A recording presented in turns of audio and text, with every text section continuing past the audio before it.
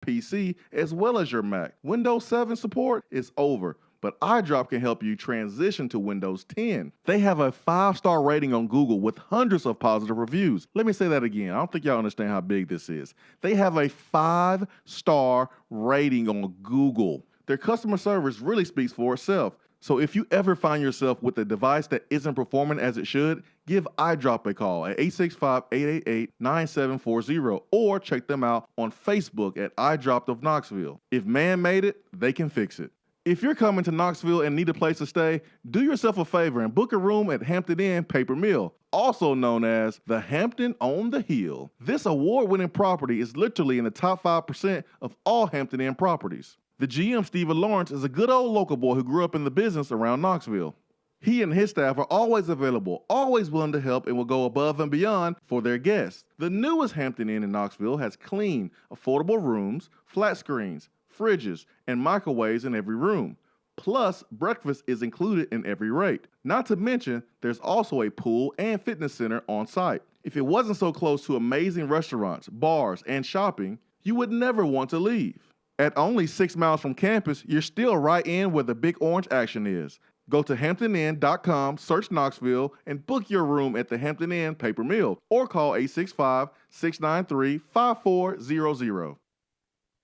Hi there, Swain Event family. Are you in the market to purchase a home and a bit freaked out with the market right now? As someone who's been in your spot before, I'm familiar with what's going through your brain. And as a realtor, I've mastered the ins and outs of the buying process. When you work with me, you'll benefit from my experience, and together we'll work toward making sound, smart decisions for your future. And of course, talk a little Vol Sports along the way. Just give me a call, Jennifer Morris, Keller Williams Realty, 865-257-7897, or email me at jennifermorris865@gmail.com. Hope to hear from you soon. Deep down the middle's got his man, and he's gone. Jason Swain, touchdown. It's time for the Swain Event with your host, Jason Swain. My man. Real sports talk for the real sports fan. All you chumps are gonna bow when I whoop him. It's time for the Swain Event, fueled by Dead End Barbecue. Give me 2 pounds and a Ric Flair.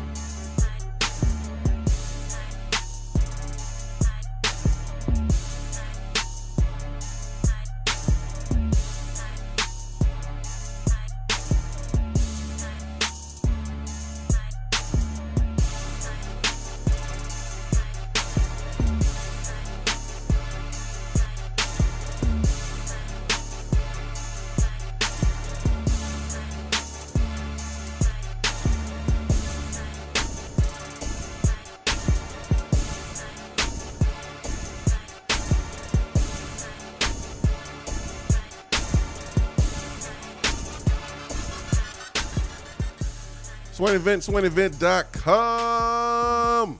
Fueled by Dead End Barbecue, top 100 barbecue restaurant in America. I hope you are having a great Wednesday morning. It is October the 13th. We are live from the Low T Center studio. Ben McKee, Jason Swain.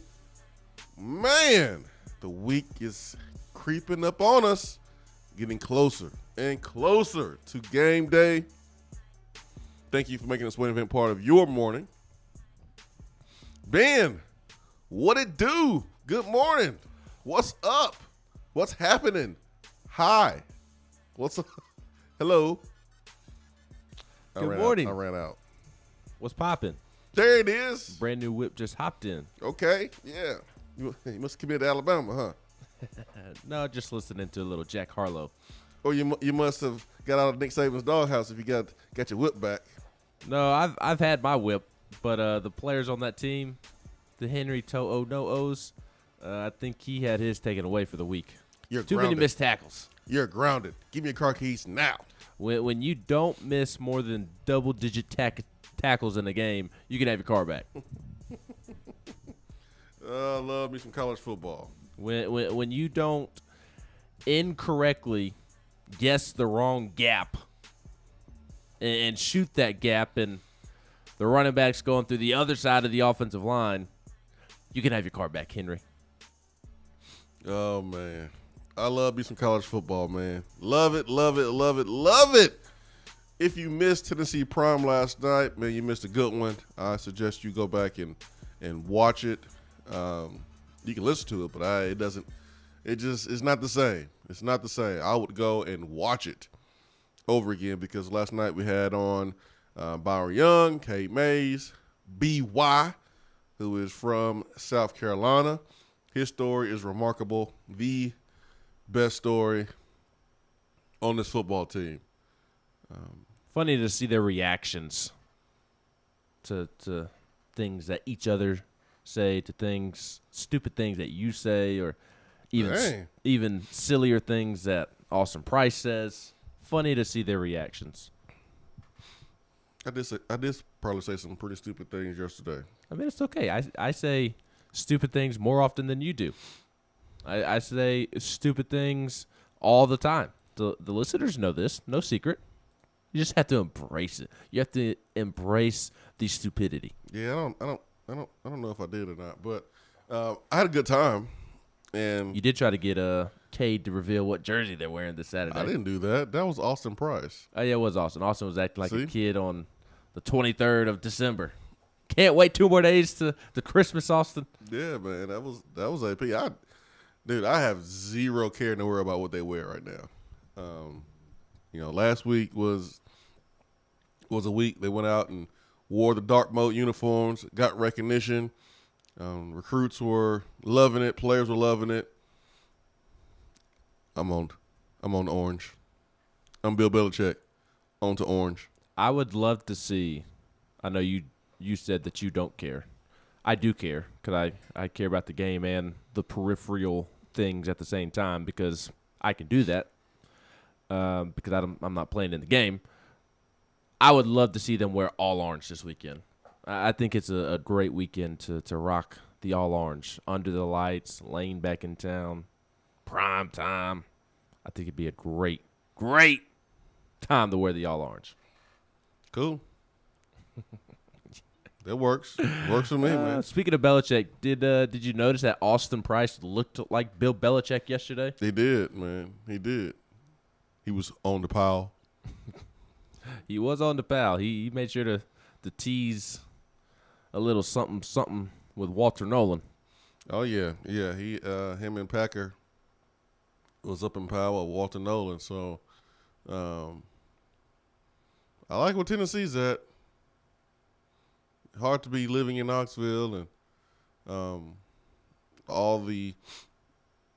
everything that you need is right here. The best defensive line coach in the country is right here.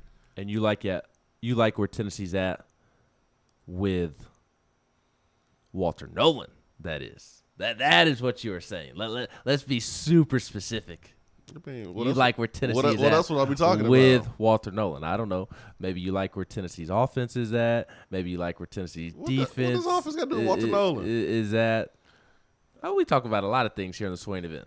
You're silly this morning. Maybe you like where the Bears' offense with Justin Bears? Fields is at. I give a damn about the Bears right now. I'm all about these Vols, baby. Look, I just want to These make sure Vols. people know exactly what you are talking about. You probably got a point because people build a message board talking about, man, Swain talking about Justin Fields transferring to Tennessee because of Walter Nolan. Like what? What? How did you hear it that way? What? Huh?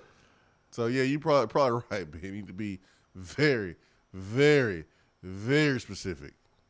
Because, man, folks hear what they want to hear. But no, I think Tennessee is in a good place with Walter Nolan right now, Ben. You love to see it. He's been a traveling man. He was at A&M last week. Of course, A&M looks terrible all year. And then the game Walter shows up for is the game in which they knock off number 1 Bama. Yeah, it's the best game in the Jimbo. field. It's the best game in Jimbo Fisher's era. It's the best game. It's The best moment. Do you think that's a bigger win than the Johnny Manziel win in Tuscaloosa? Jimbo Fisher wasn't a coach then. Well, I know, but I'm trying to take it. I agree with you, but I'm trying to take it a step further and say that it's the biggest win since A&M's been in the SEC. Nah, that Johnny Manziel win was on the road. On the road, the electricity behind Johnny Manziel, his playmaking abilities. He went on to win the Heisman.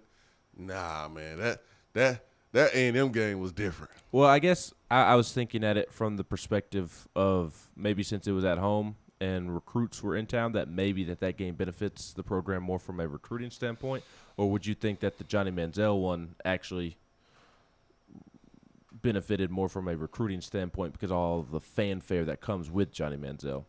Well, I'm okay arguing that the away game had a bigger impact with Johnny Manziel than the home game. I definitely see that.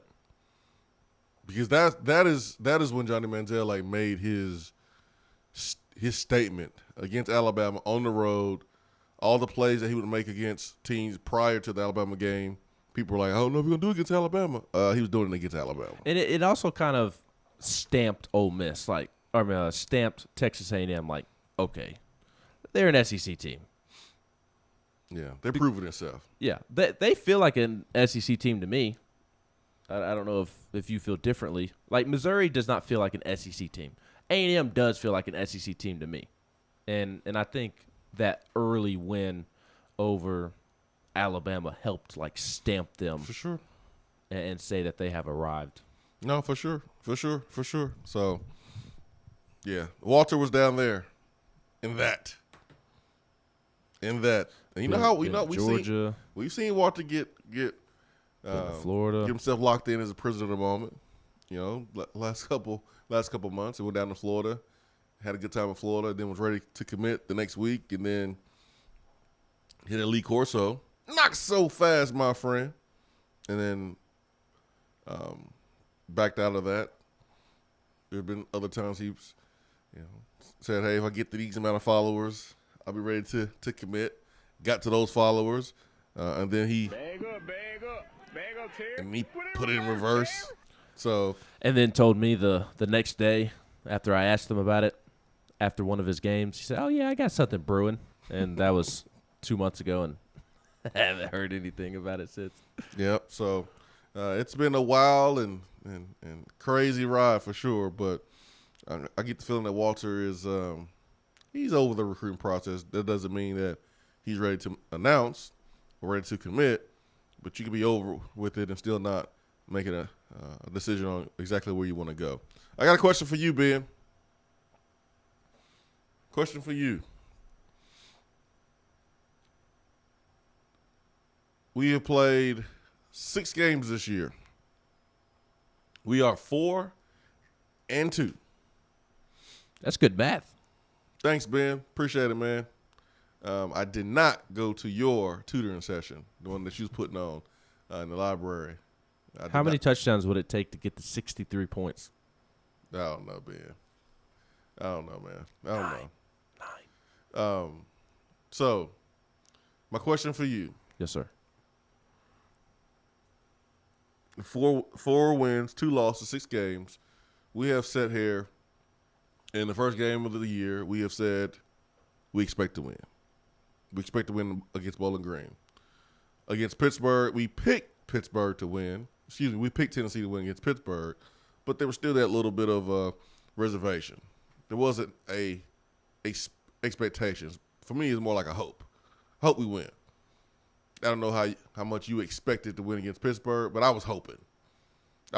And I picked Tennessee. I just figured they would find a way being at home. I thought it was 50-50. Yeah. When we played against Tennessee Tech, I expected to win. I expected to win big. Florida, hoped. I hoped to win. I didn't even pick Tennessee. Mizzou, South Carolina, I expected to win.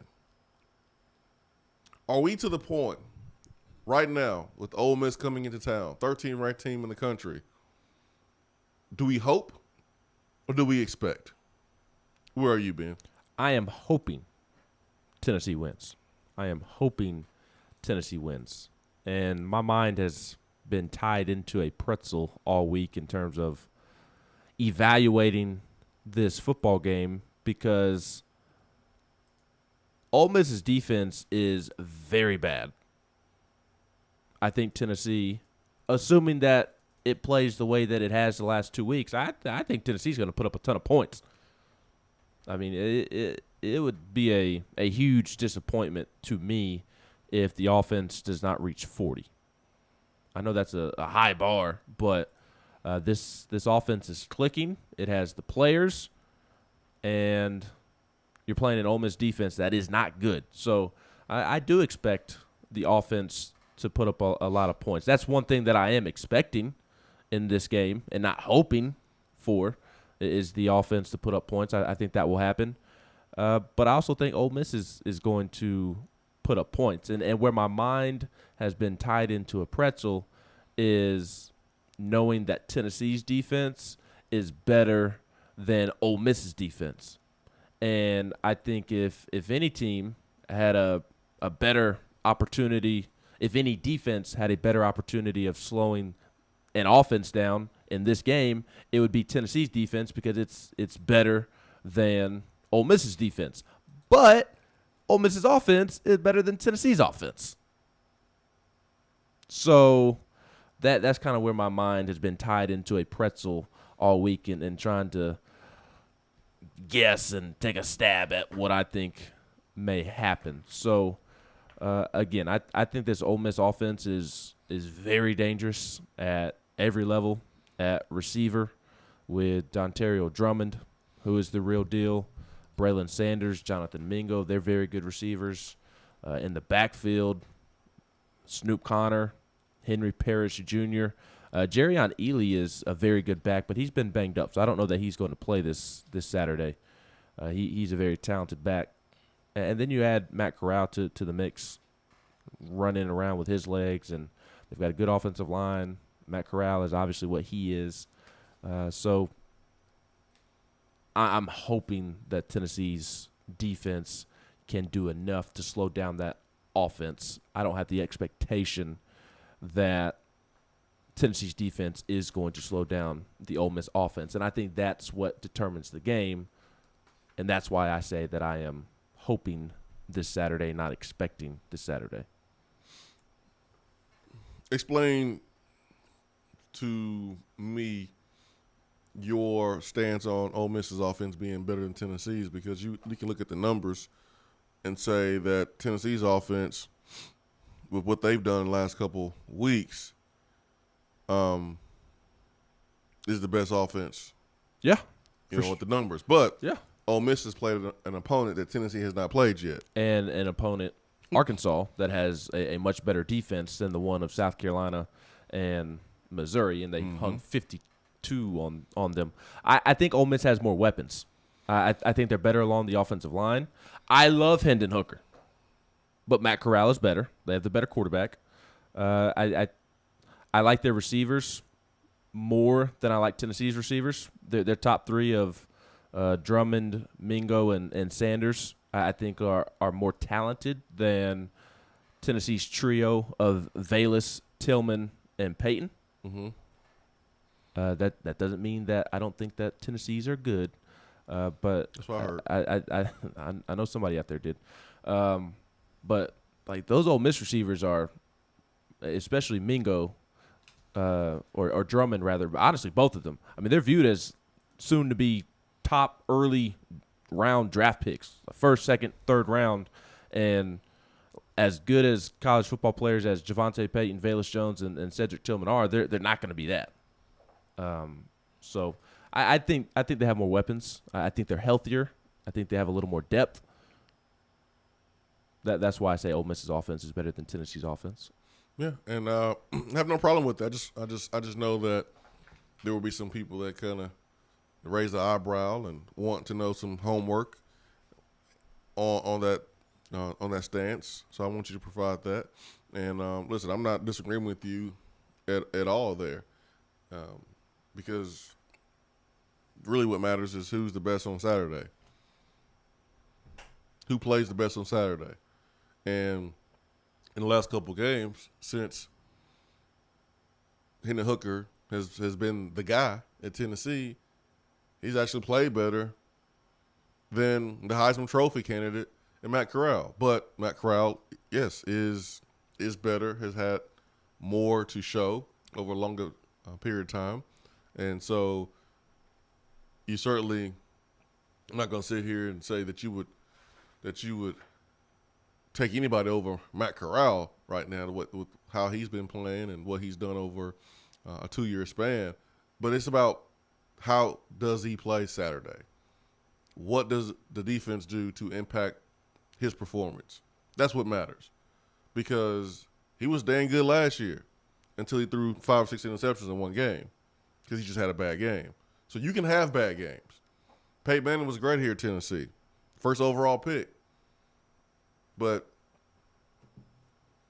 he didn't light it up against Florida like he would light it up against other teams. You can have bad games. And so Tennessee just needs to make sure that Matt Corral has one of his bad games on Saturday against them. So, like, for me, I'm hoping to win the game. I have a great amount of respect for Ole Miss's talent.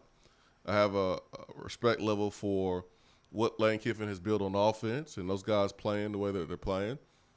We look at Coach Heupel, and we give him credit for taking a group of battered football players that didn't look like they were having fun on the football field, and now the culture is positive, the energy is there, those guys are having fun, and they're making plays and they're winning. Well, I got to do the same thing with Lane Kiffin. I know guys that have played for Lane. So I know the type of energy and the shot and the arm that he's giving those players. I got respect for that. Our corners, this is going to be their greatest challenge of the year. Greatest challenge of the year. There ain't no doubt about that. This is going to be the greatest challenge. So now I hope Alante is getting everybody some cookies this week. That'd be great. Because, he's saying all the right things. Because we're gonna need turnovers. And I think this is the football game being where truly the team who has who are in the losing column of the turnover margin can find themselves losing. What was strange is that Tennessee won the turnover margin against Florida and still lost by multiple scores. I don't know if that's going to be the case this weekend against Ole Miss. I truly think that the defense that are able to create a turnover or two may be the team that wins this football game. One thing, if you're Tennessee, you certainly don't want to put yourself in this position, is that you know Ole Miss's defense has been struggling. Playing this 3-3-5 and 3-2-6 and all this weird stuff where they should not be able to stop the run. They should not be able to. The one thing that you can do to help Ole Miss's defense and allow them not to be exposed is turn the football over. That's the only way that you allow Ole Miss's defense to roll in Neyland Stadium, to roll into the SEC Stadium and run a Conference USA defense, an AAC defense, a Mountain West defense. They don't play 3-2-6s in the SEC. They play stuff like that when you're playing against Marshall, when you're playing against Louisiana Tech, because they know they don't have the horses up front. So they try to put dudes in space, more athletes in space, to confuse you, to run around you instead of running through you. West Virginia did that. Like, we can't allow a SEC team to come in here to run a 3-2-6 on defense. Like, come on now. If you K Mays in this offensive line, man. Tennessee should run for days. Again, I have a lot of confidence in Tennessee putting up points. Again, that's an expectation, not a hope. Yeah. I mean, Ole Miss, statistically speaking, is awful on defense. Second worst in passing defense, third worst in scoring defense, third worst in rushing defense. Technically, statistically, South Carolina has a better rushing defense than Ole Miss. And just overall defense, Ole Miss is 12th worst in the conference, only ahead of Vanderbilt and Missouri. Who? Vanderbilt. They still in the SEC? Unfortunately. Fortunately. Fortunately and unfortunately. Hey, when we play them? Not soon enough. Hey, man, I'm trying to. Can we play them like in the middle of this? Yeah, can we? I think. Can we play Ole Miss at the end of the year? I think. And play Vandy this week? I think 2 bye weeks would be cool for this 4-game stretch we're up against. Or play Kentucky the last week of the season and play Vanderbilt that week? Yeah, Kentucky got a Georgia. rivalry game with Louisville. So whatever. But I'm with you, Yeah, man. they can play them this week. I know, right? Or that week. Hey, Texas and Oklahoma plays their rivalry game in the middle of the season. Mm-hmm. Here, one thing I am interested to see about Tennessee's offense is how they handle adversity. Because the last 2 games, Tennessee's offense has not faced adversity in terms of having to score when they absolutely needed to.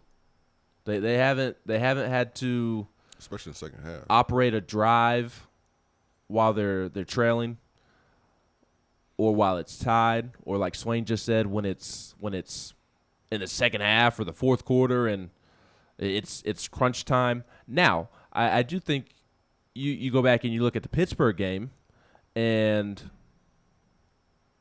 there were some times when the defense stepped up and got a stop when it absolutely needed a stop in that football game to give the offense a chance to tie it or take the lead. I know they got one stop while the game was tied, gave the ball back to Tennessee, and Tennessee could have taken the lead late in the game, and Tennessee failed to do so.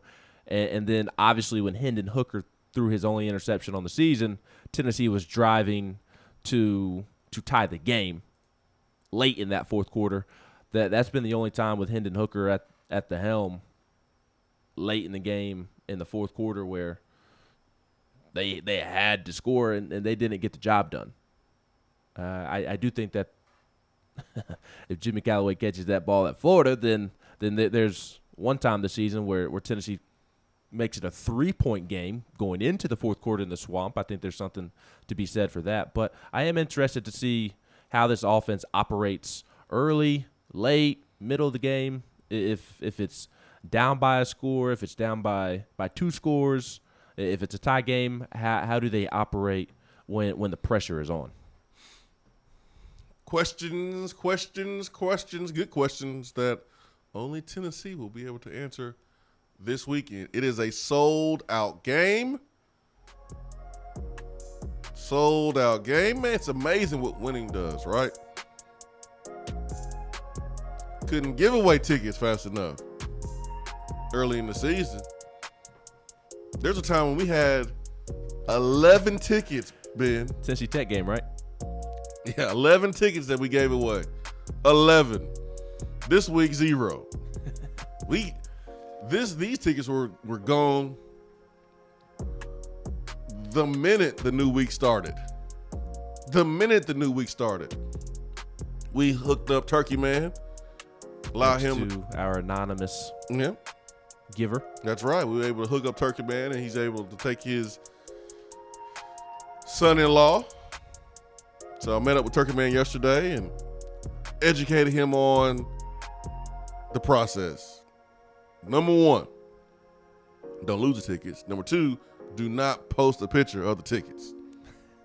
Whatever you do not do that. So Because somebody will take that barcode or the numbers. I don't know how they do it, but they take it and they use it to get in. And then you'll be at the ticket line trying to scan your ticket and it won't work. you will be at the ticket line with cry smiles. Cry smiles. What are cry smiles? It's when you're trying to smile, but you're really crying inside. It's a mixture of both because you're trying to hide the pain. You have those cry smiles in line. Our number one is brought to you by Hiller Plumbing, Heating, Cooling, and Electrical. Swain Event, fueled by Dead End Barbecue. Ben McKee, Jason Swain. Be right back.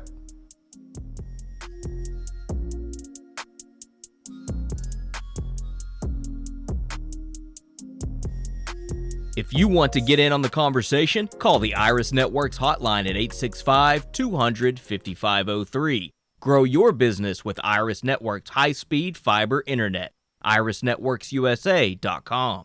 If you're coming to Knoxville and need a place to stay, do yourself a favor and book a room at Hampton Inn Paper Mill, also known as the Hampton on the Hill. This award-winning property is literally in the top 5% of all Hampton Inn properties. The GM, Stephen Lawrence, is a good old local boy who grew up in the business around Knoxville.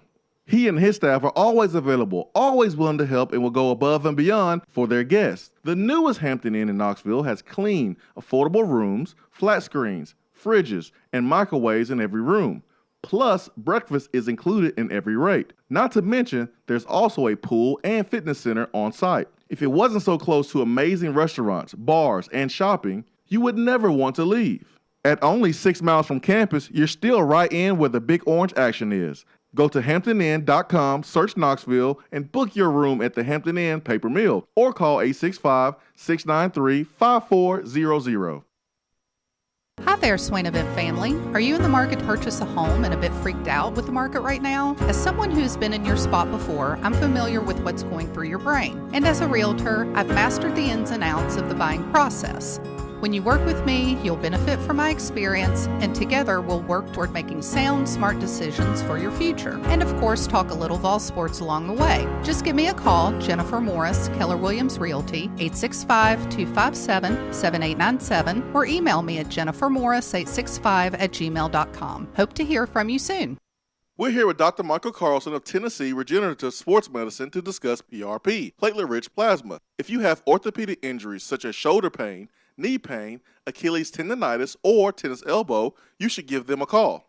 Good to be back, Jason. We specialize in non-surgical orthopedics, so we treat damaged tendons, ligaments, and joints, including rotator cuff injuries, knee injuries, and elbow and foot problems by using ultrasound-guided injections with PRP. And this form of treatment helps stimulate the body's own reparative process and assist in the healing of damaged tissue. Doc, what makes your training different than others? I've been practicing in Knoxville for over 26 years, and I'm certified in interventional regenerative orthopedic medicine through the American Academy of Orthopedic Medicine. They've been the leader in this form of treatment since 1983. I also teach this form of treatment on a national and international basis to other physicians, residents, and medical students. Here in our clinic, I'm the one doing the procedure, and we're using your own PRP, which are concentrated platelets, to treat your injury. So in other words, Jason, it comes from you and it goes back to you. So you know exactly what you're getting and know exactly the level of training involved. Do what the pros, college athletes, and I have done, and visit them online at trsportsmedicine.com. Tennessee Regenerative Sports Medicine, East Tennessee's leader in PRP therapy. Top 100 barbecue restaurant Dead End Barbecue is a no-brainer when you are craving the smoky flavor of quality Q. Dead End makes it easy to enjoy their fantastic menu with online ordering from Chow Now for pickup. Or if you don't feel like leaving the house, then have Dead End Barbecue delivered right to your door by Loco Knoxville or Bite Squad. Cheer on your favorite team with the best barbecue around. Check them out online at deadendbbq.com. Dead End Barbecue. The search is over. For a replay of each day's Swain Event TV, like us on Facebook.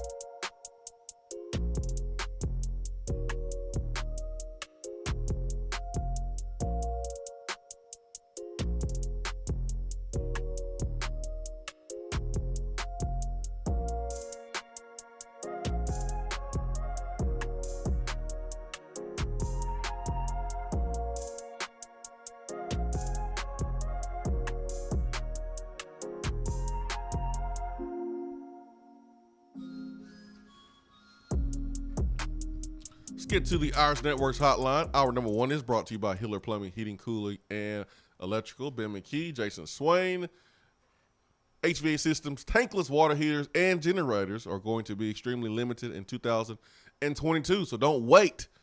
Call Hiller today. Call my friends at Hiller today. And don't wait until you're out of options. They have special financing available by now and pay nothing until next year.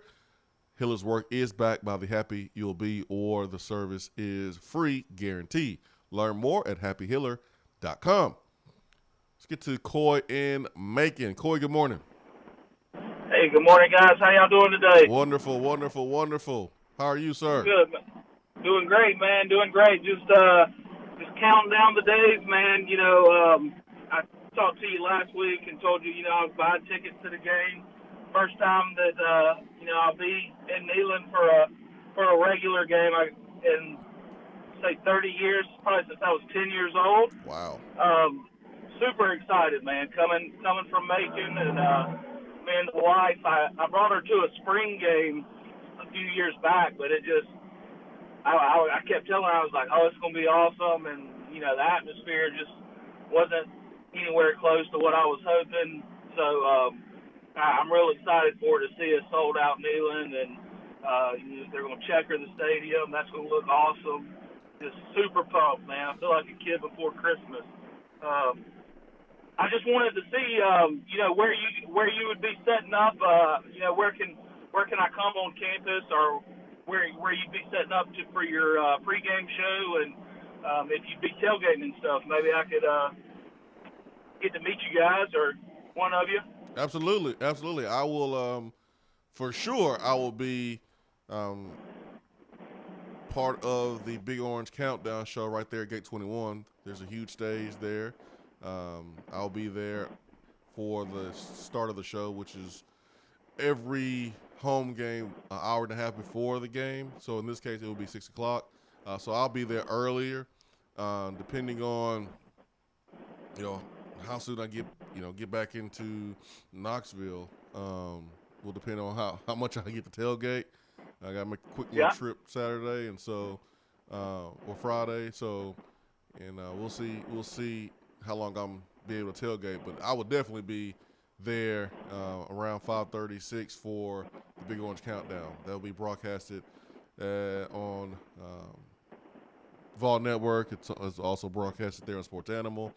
So it's all over the state of Tennessee, syndicated. So you can find me there, man. Last week, a lot of folks came by, said what's up, got a chance to meet Tennessee Rick, Kentucky Vol Storm, Chamel. It was a host of volunteers. Hunsucker.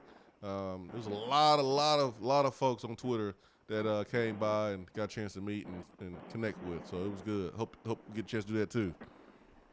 Yeah, man, I'm very excited. I can't wait to meet some of the Swain family and some of the Twitter family. I'm hoping I see my wife thinks I'm a huge nerd now, by the way, but just really excited, man. It's going to be electric. I feel fortunate that this is the game I picked last week, and it just kind of blew up after we beat South Carolina and turned into a perfect storm to come to my first game in so long. So very excited. I did want to give an early attaboy to Freddie Freeman and the Atlanta Braves, man. I know you're not a big baseball fan, Swain Ben. You may have seen Freeman's home run last night, but that was one of the coolest moments. That was an awesome home run and series clincher. So the Braves need to, this morning, go present Freddie Freeman with a blank check. Quit playing around with him and give him a blank check. I agree, man. I can't tell you if Liberty Media, that's who owns the Braves, if they don't re-sign that guy, it's going to be, man, I don't even know what's going to happen. A riot. It's going to be ugly. Yeah. And it should be. It should be. So, well, good stuff, guys. I look forward to hopefully getting to see you and hang out with you for a little bit this weekend. Either way, go Vols, man. Let's do it. I mean, Freddie Freeman is everything that you want in a player. Off the field, he brings value to the community. I got a chance to check out his documentary a couple months ago on ESPN. His story, And then, I mean, he's a heck of a damn player, one of the best players in the league. So MVP. yeah, you don't want someone like that to go somewhere else. AKA, you don't want him to go to the Yankees and get a big contract. Or the White Sox, because they pee down their leg. Pee down their leg like the Yankees in the playoffs. But we don't pay for top players. The Yankees are the ones who overpay and buy baseball teams. We don't do that. That's all I'm saying. That narrative is so old. Money is much different in baseball. It's true. Now, I want to correct one thing I said earlier, and shout out to Walkman for mentioning this. I had forgotten about it, but Jonathan Mingo, one of Ole Miss's 3 really good receivers, has a broken foot, so he will not be playing against Tennessee this weekend. So it will be down to 2 good receivers that Tennessee needs to account for on Saturday. Yeah, he was a third leading receiver. Had 15 catches, 290 yards, and 3 touchdowns. So Braylon Sanders and Dontario Drummond is who we will have to make sure we keep our eyes on. And I love how we show love to our players, especially when they're playing well. And sometimes that can blind us from understanding that who we're going up against, they're good too. And their players are good too. Listen, Matt Corral is good. Good. And he's been good for longer than Hendon Hooker. And both are playing great football right now. Both playing great football. Mm-hmm. They're both playing great football. Matt Corral went up against Bama. He's went up against Arkansas. And those defenses are better than any defense that we have went up against this year. And so you can love your own player, brag on your own player, hold your own player up, but at the same time recognize that your opponent is pretty damn good too. And Matt Corral is pretty damn good. But that doesn't mean he's going to be good Saturday. That means he's capable of being good on Saturday. He's capable of doing exactly what he's been doing the last couple games. But he's also capable of making mistakes and being a reason why Tennessee is able to win this game. He's shown that in his past. But he's a good player. But that doesn't mean good players always have good games. You have to be better on Saturday for 3.5 hours. That's it. And I'm not saying that to make it seem like we're going to be against Alabama or Georgia, where it's like a slimmer chance that you're going to win. Because Tennessee right now, I think the line dropped a little bit. I think Ole Miss is at 3, right? I don't know. But I see it when it first comes out, and I see it on Friday. But sitting here watching the Ole Miss Arkansas game, like Matt Corral, he's that dude. He is a problem. It's a heck of a challenge for Tennessee's defense. Man, but those guys are up to it. They have confidence in Tim Banks. Down to 3. Yeah, down to 3. They have confidence in Tim Banks. They have confidence in each other. They have confidence in themselves. Like, this is going to be great. And this is why this game is positioned in the perfect spot. Prime time. It's a sellout. This is, to me, the game in the SEC. The game in the SEC this week. All right, let's go back to the phones. Got DR Vol. DR Vol, good morning. Hey, good morning, guys. Swain, are you going to talk to us peasants? Because I saw where Mailman did get to talk to you last time. Mailman? Tremel. And that was on Twitter? Mailman, that's right on Twitter. Tremel's He did. Twitter I did talk to Tremel for a long time. Oh, is that him on Twitter? Yes, that's Tremel. Oh, okay. Yeah. We talked Tremel and Volstorm. We got a chance to talk for a good little bit. My question to you is, has Lane Kiffin taken out a restraining order on you yet? Not yet. I guess he's still trying to get all the insurance adjustments from wrecking that Lexus. I figure he'll block me soon. It's amazing how everything's good till we play them, then I'll start hating on them. Hey, man, you have flipped the switch. I've enjoyed seeing it. I appreciate it. Well, I mean, everybody knows, this is well known, I'm a clown. And that's part of what my phone call is today. Being the no, save that for what I'm about to tell you. That's my clown music. That's my clown music. Oh, okay. Well, but I'm about to tell a story, and you'll really be using it. Ben, what do you think of the over and under for this game? I'm not touching it. Just putting that out there. What is it, 81? That's what she said. Yeah, at first it was 79.5, and then I'd read somewhere it was 84.5. But I think you're right. I think it's 81.5 right ESPN is saying 82, which I don't know why it's not saying 81.5 or 82.5, but ESPN saying 82. What's that? It's gonna have to be a 45 to 42 type of game. I'm not gonna touch it because it's very high. Like, I'm not gonna put my own money on it. But if you were making me put money on it, I would take the over. I would take the over. Yeah. I think again. I said earlier. I think Tennessee should get the 40. I do think Tennessee's defense may come back down to earth just a little bit this weekend, just because of the level of talent of Ole Miss's offense. So I expect Ole Miss to put up some points as well. I put money on Tennessee. The first quarter spread, we've been covering it all year, even against Florida. So I put money on that and made $95. And I was sitting there watching the Alabama A&M game, and Alabama was down by 7. And I thought, well, I mean, it's Alabama. They're going to come back. So I just emptied my account on them to cover 5.5 point spread, and look what happened. You have nothing in your account. Yeah, nothing. So really, I can't bet the over anyway because I don't have any money left. How are you going to be able to afford Dead End on Saturday? I'm hoping you're paying for it. Is this why you asked me to go with you? Or afford a wife? How you gonna afford a wife here soon? Yeah. How are your kids eating this week? Do we need to call somebody? Well, they got free meals at school, so I'm just telling them to load up on breakfast and lunch. And milk cartons. Yeah, well, certain restaurants feed kids for free on certain days. So if you hit that up right, man, you can get away pretty quick. It's kind of cheap when it comes to some things. DR Vol. Yeah, I've enjoyed watching you on Twitter, man. So you gonna take the over? I'm not betting on it, man.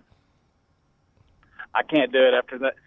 Alabama had won 100 straight games against unranked teams, and I put a bet on it, and they freaking lose. So I may bet on them. If you had money in your account, would you take the over? If you had pretend money, Monopoly money. Yeah, easily. What about it in the rain? Cashville Vol makes a good point. Would you still take it in the rain? The rain worries him. Yeah, that's what worries. But it's supposed to stop by kickoff, isn't it? Something like that. And my computer said like 40% of rain when I checked yesterday. Yeah, mine is at 70 in the morning, then it was going to quit. And honestly, y'all bringing up Tim Banks. I mean, Ole Miss may put 100 on us, but again, I maintain first half of the season, he's been the happiest surprise of the season for me. Rodney Garner, we knew his defensive line was going to be ready. But Banks, I didn't think he could work a miracle with what he's done with the amount of talent he has. AM showers, I see. AM showers, there's a 60% chance of rain. This is on weatherchannel.com. Showers in the morning, partly cloudy in the afternoon, high 64. So looks like it should be okay by the night. But yeah, DR Vol, Tim Banks has been awesome. We got guys that left that think about want to come back now. Too late. Ah, shocker, huh? Yeah, too late. That's not the way it works, man. You can't just break up with your boo one week and then get back together the next week. That's not the way it works. Ironic. Well, guys, I'll hop off here. I guess me and Ben will watch the rain Saturday. And if you're paying, I'll get a drink. If not, I'll get water. Y'all have a good day. See you. I got your water. Man, I don't even have tickets, man. I don't have a plan for this game. You'll end up in the stadium. Hey, man, I don't have tickets. I don't know where I'll be. Like, if I'm going to watch the game at home or if I'm going to be in the stadium. By this point of game week, I have at least known that I'm going to the game on a Wednesday. I don't even know that right now. I don't have any tickets, man. They sold out. Go buy some. They sold out. You can buy some. I don't know what I'm doing, Ben. Also, I think I have to be a media member. Volstorm is wanting to point out that my math is horrible because I said 45-42.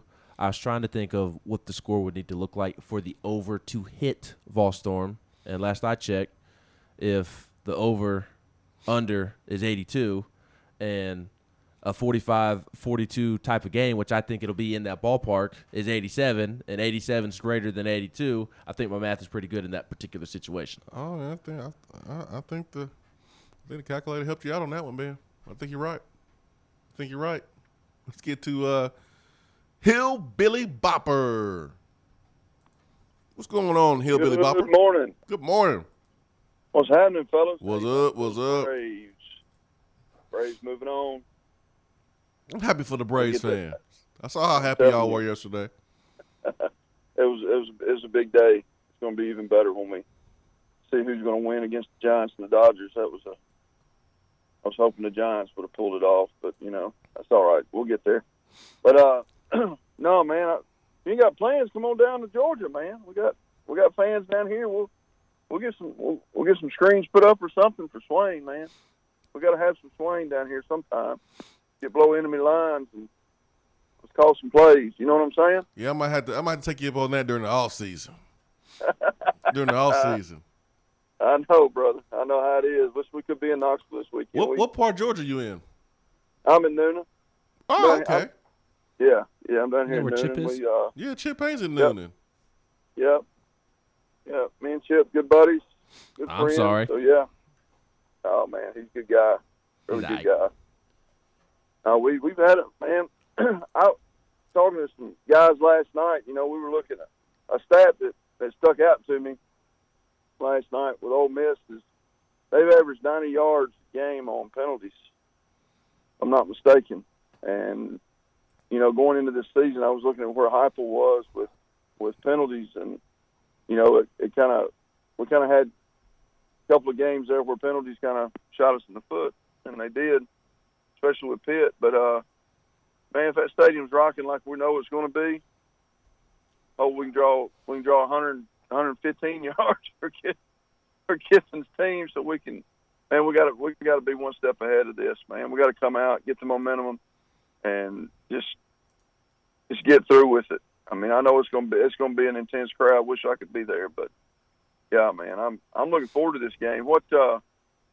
Swain, what do you think about ball rushing this year? You think we're going to be anywhere with that come Georgia, come Alabama, or are we going to see it in this game more with Ty Evans? You said rushing? Yeah, rushing the ball. With Jabari Small? With Ty Evans. We should be good. Ty Evans has been great this year. I mean, I thought he's been Tennessee's best back. He's been the most healthy back, but he's been the guy that's been more of a home run hitter, being able to make guys miss. And I like me some Jabari Small too, and Jabari should be in better place for this football game. I think Tennessee is going to be able to run the football and should be able to run the football against Ole Miss, something that Ben outlined very well earlier in the show about their rush defense and comparing it to some of the worst teams in the conference. Third worst. Yeah. So I mean, I expect to run the football. I hope to do some other things like win, but I expect to run the football. I expect to put up points. The question is about our defense. The question is about can we generate turnovers, because that's going to be very, very key. Against Alabama, they took advantage of Ole Miss being aggressive on fourth down and got a bunch of turnovers on downs. And I look at that, depending on where the ball is, as all right, is that what we consider a turnover? Because if Ole Miss is going for it on their own 35-yard line, on 4th and 1, they don't get it. Like, I look at that, that's a turnover-worthy play. But if they are on our 35-yard line and it's 4th down, they decide to go for it and, they don't get it, I look at it as, we got turnover on down. So it just really depends on field position. But defense is going to have to make some stops. I'm pretty confident and expect our offense to do some damage, especially in the running game. I feel the exact same way. I expect the offense to produce, hoping the defense can produce. And The third area of the game is going to have to step up and eliminate the mistakes that it has had the last couple of weeks, because it cannot afford special teams to give up a touchdown this week, because it will be the difference in the game this week. You can get away with it against Missouri, South Carolina. Not great, but you can get away with it. You can't get away with giving up a fake punt for a touchdown against Ole Miss. You can't get away with giving up a kickoff return for 100 yards for a touchdown against Ole Miss. You can't give them free points. You can't. And to Hillbilly Bopper's point, Ole Miss is dead last in the SEC in penalties. They are 14th, averaging 90 penalty yards per game. That's the most. They have 50 penalties on the season. Arkansas has committed the most penalties, 53. But Ole Miss has had the most penalty yards per game. Ole Miss is 129 out of 130 in college football. 129 out of 130. So that's bad. You look at the discipline there. That's in question. But if I'm Ole Miss, man, like, I'm foaming at the mouth at opportunities in the special teams game. Oh yeah. Because when you have depth issues like Tennessee, special teams is kind of where you are exposed the most. And so if I'm Ole Miss, man, I'm gearing up for a kickoff return. I'm gearing up for, some fake punts. Like, this is where I feel like I can separate. This is where I feel like I can win the game. And if you're Tennessee, hey, man, I don't know about kicking the ball deep unless you know you can kick it out of the end zone. I'm forcing some fair catches. Which Toby Wilson has done a pretty good job of doing so the last couple of weeks. Because you're spot on. They put their receivers and backs back there, and they are dynamic with the ball in their hands. Yeah, that concerns me, man. Our kick return concerns me against Ole Miss. If we're going to be scoring points and they're going to be scoring points, there's going to be a lot of opportunities for kickoff returns. We can't let that beat us. Swain Event, be right back.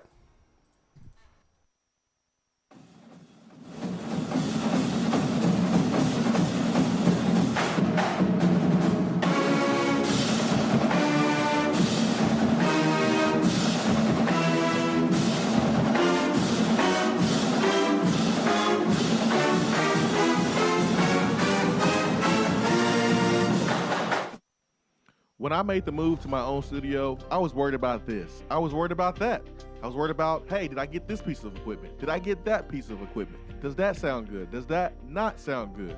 One thing I didn't have to worry about, that was office furniture, because Office Furniture Outfitters met my furniture needs. With a 50,000 square foot facility, they have East Tennessee's largest selection and are the best value for new and used office furniture. Located in Knoxville, it's easy to find everything you need for your new space, including desks, file cabinets, chairs, conference tables, and more.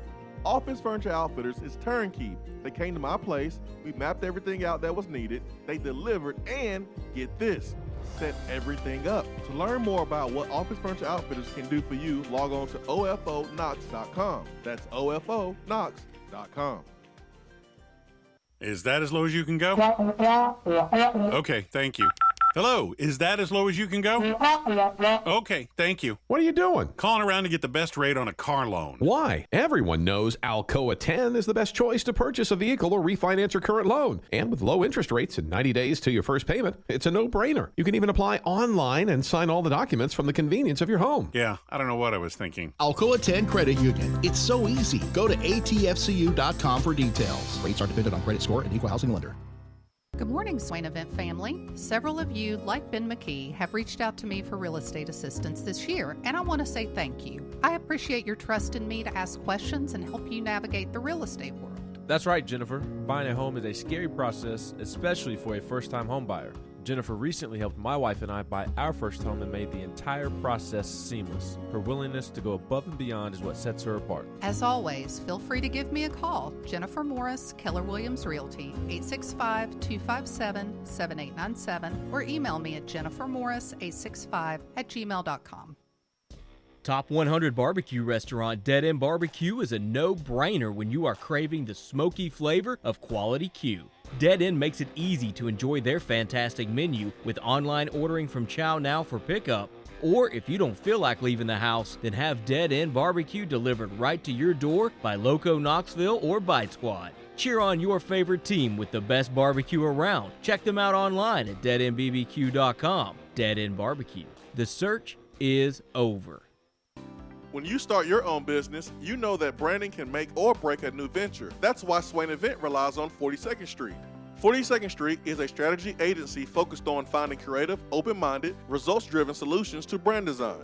After over a decade of operations in East Tennessee, the brand architects at 42nd Street have the experience and creative know-how to ensure the success of your business branding, logo, web presence, and more. To see a real-life example of their amazing work, you can check out our website at swainevent.com.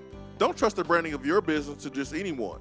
Check out my friends at 42nd Street online at 42st.com or give them a call at 865-382-7007. 42nd Street, brand, strategy, design. You don't have to take an L just because you can't listen to the Swain Event live. You can catch up on the podcast posted daily on the app, online, and on iTunes.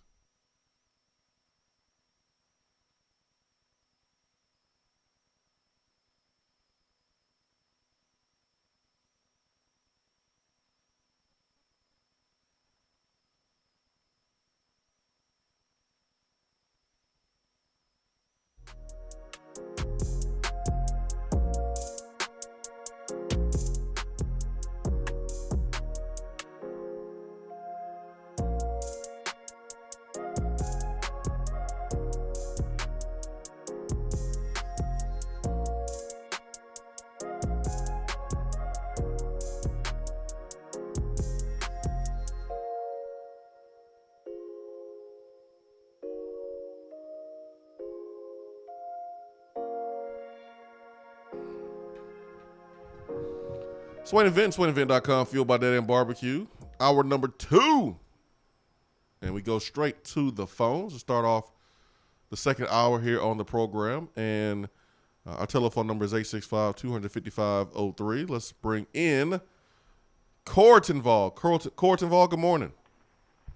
Good morning, my friends. What's up? What's up, man? Everything is up. Everything.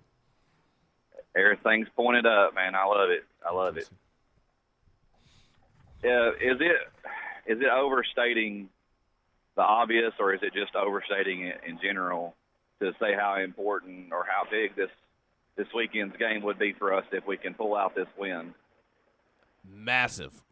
Just absolutely massive. I mean, if you get to 5-2 in Josh Heupel's first season, and you go on to set yourself up to 7 wins for sure, and then potentially an 8th with a win over Kentucky, and who knows what you do in a bowl game.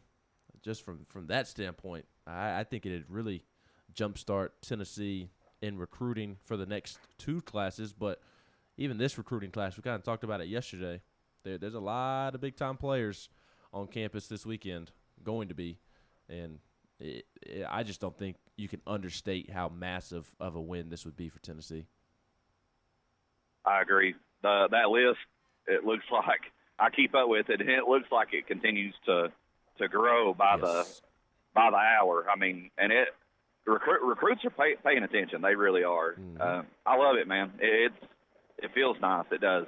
I know we were talking about Ole Miss players being solid. He's talking about so Swain, Matt Corral's pretty good, right? Yep, real good. Yeah, blank him. Blank Matt Corral. He ain't no good this weekend. I like it. What's that receiver's name? Which one? You mean? Well, blank both of them. Drummond and Sanders? Yeah, blank both of them. Blank them. All right, man. Blank them. Hey, if I was on this football team, that would be my feeling. Agreed. But no, for real though, I'm excited. I like the direction we're going. I just kind of wanted to see what you guys felt about the gravity of the game this weekend. I mean, you know, and if it's like this is one of those games that if we lose it, yeah, it's going to be disappointing, but it's not. You don't go into this weekend thinking, okay, yeah, we're going to win this. I mean, yeah, that should be your mentality. Don't get me wrong. I don't want that to be misconstrued, but what I'm getting at is this is not one of those that you look at on the schedule and be like, oh yeah, right there, man, we're gonna win that game. It's not one of those games. We're not there yet, but hey, I'm on that hot train, man. Let's go. I like it. I mean, Ole Miss plays LSU, Auburn, Liberty. Their next 3 after they play us. So the next 4 games, I mean, they're sitting pretty good. They're sitting pretty good. But for Tennessee, sir, you play Alabama after Ole Miss. You play Kentucky and Georgia. So, like, this game is super important because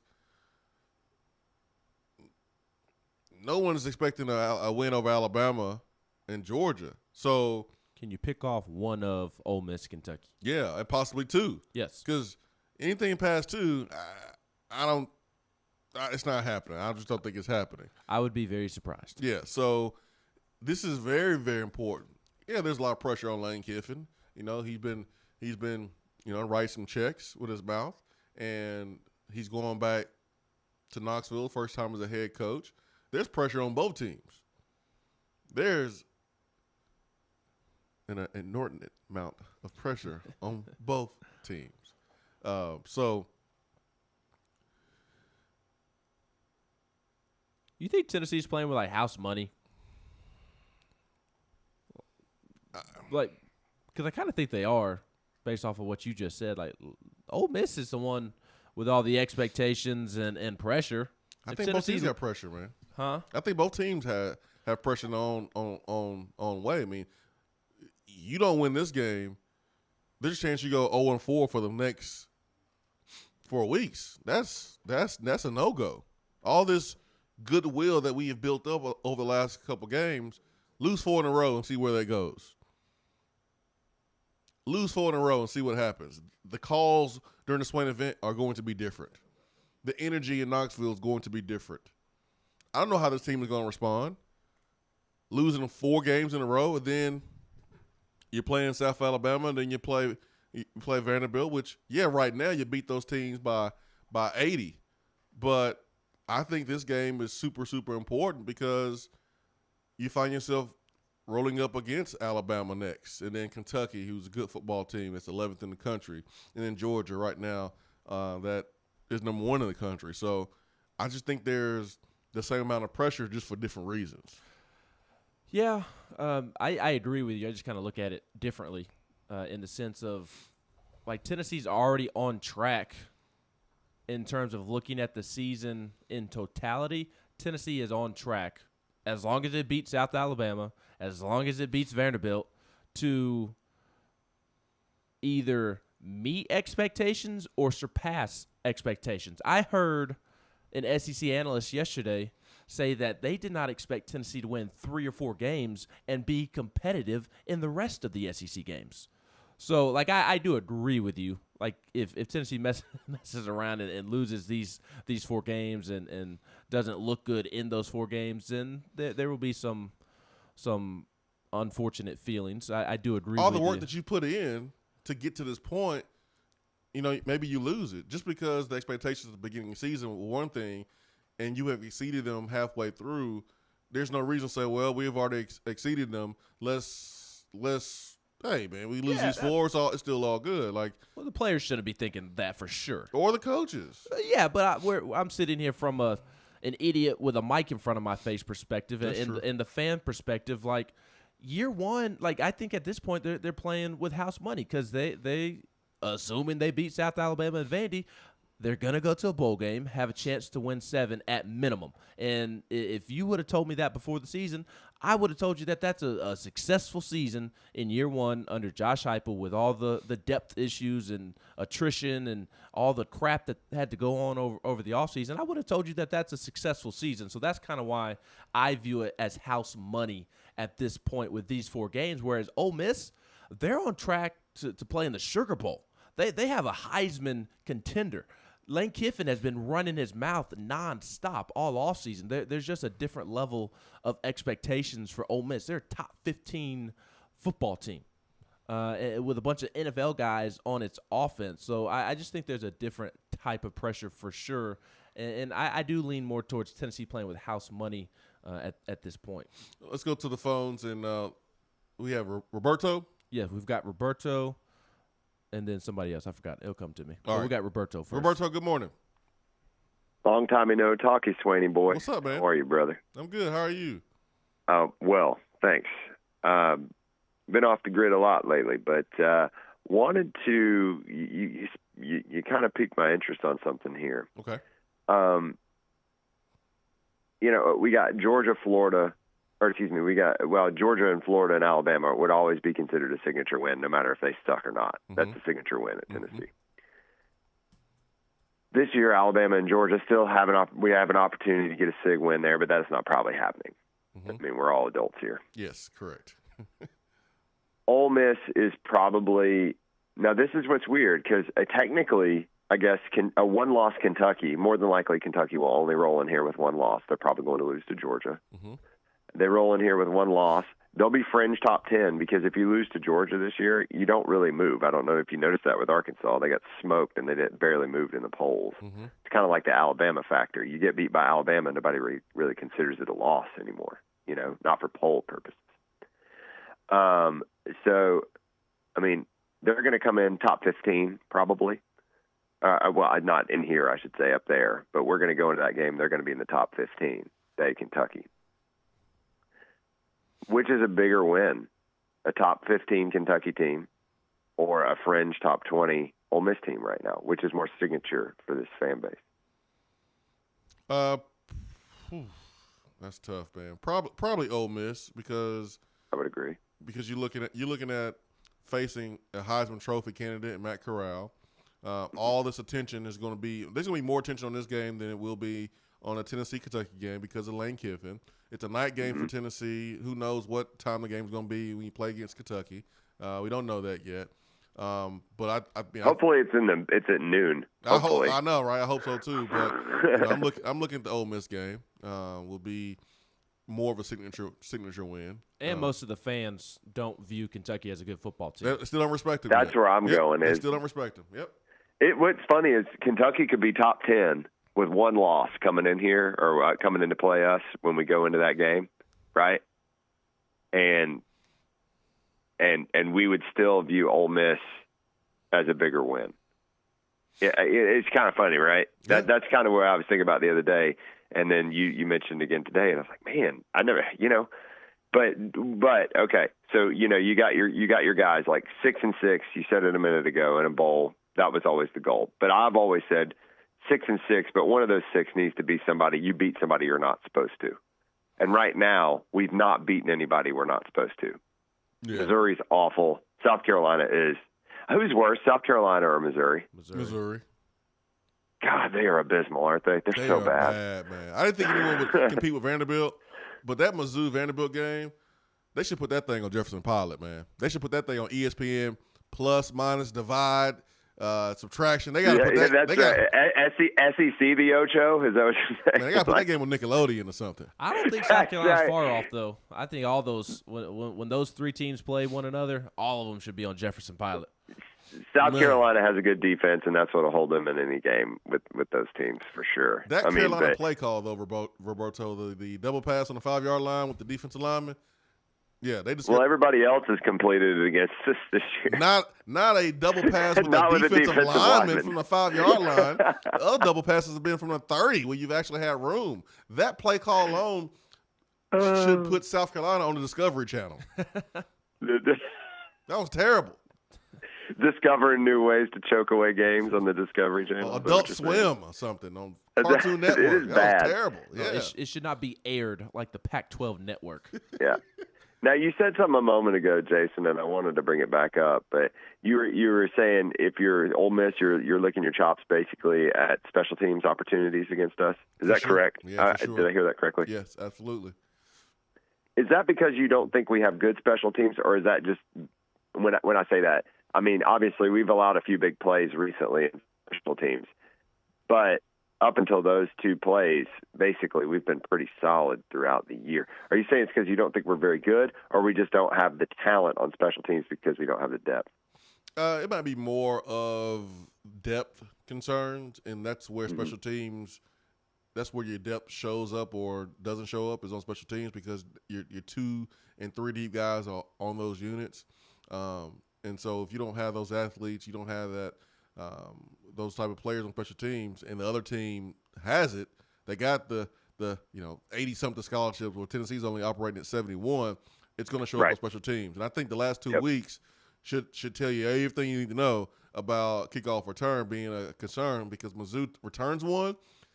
Carolina had a couple of them that was one tackle away from being real ugly, and then Tennessee responded with the pooch kick. That, and then don't forget about on the special teams then hitting a 70-yard fake punt. Yeah. Though at that point, Neo Beamer ball, as I'm calling it, because it's ridiculous. Him celebrating like a complete buffoon on the sideline when they were down 38-7.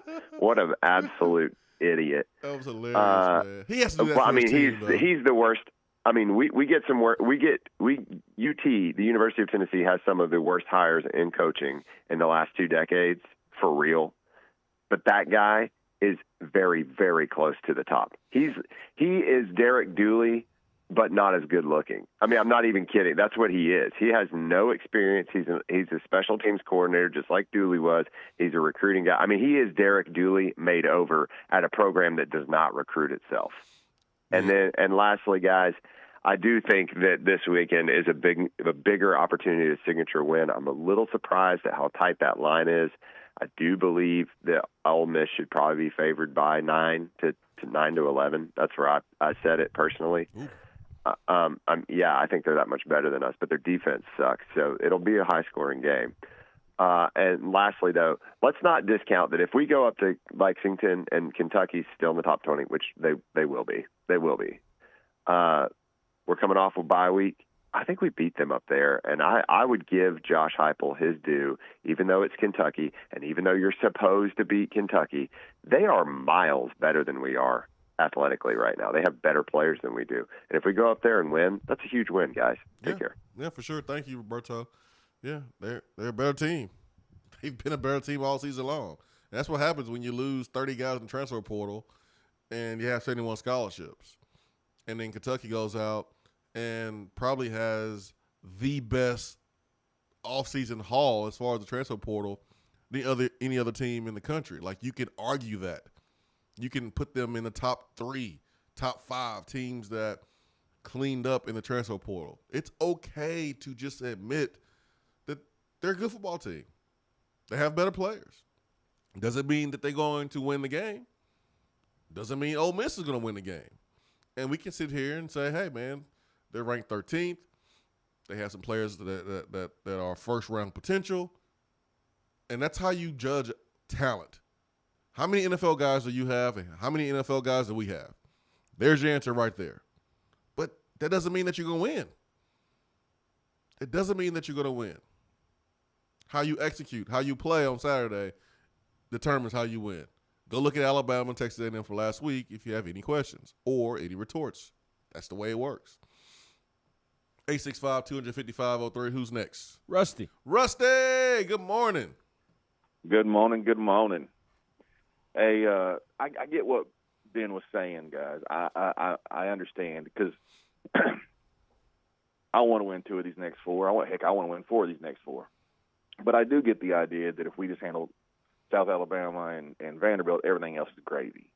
And that's where I was coming into the year. But now that we're where we are and we've seen what we've seen, I want them all, but I won't be disappointed no matter what, because a bowl game to me was always the goal this year.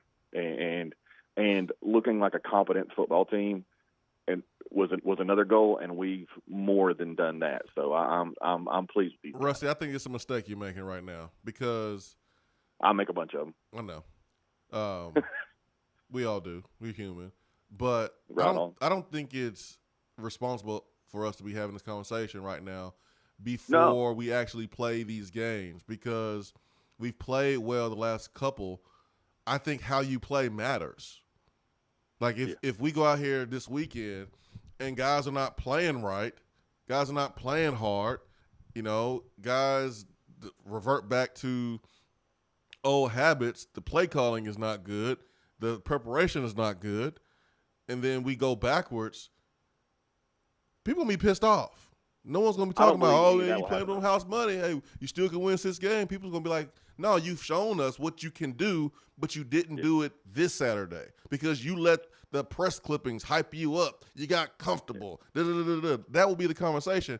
Everyone in this building knows it, and you know it. That will be the conversation. So how you play is important. True. I just don't believe that we will do that. I think we could play fantastic football the next 4 games and still come up short because it's football. You can play really well and still lose ball games because the other team plays really, really well too, and one bounce goes their way. I mean, it can be that close. We've all seen it happen. So it's possible. I'm saying I believe this team's going to play well, and I believe we still, and I won't be mad at them if the game ends up 52-51, just like Arkansas at Ole Miss did this past weekend. Just because we come up short on a 2-point conversion, I'm not going to be mad at our guys over that. And I'm not going to be disappointed. I'm going to be proud of them. That's what I was getting at. Yeah, I feel you. That's possible too. Can somebody? I'm not going to take credit for this. I've seen other people saying it, but can somebody holler at Sterling, the Pearl? Can somebody holler at him and during warm-ups? Can we play Layla as loud as possible?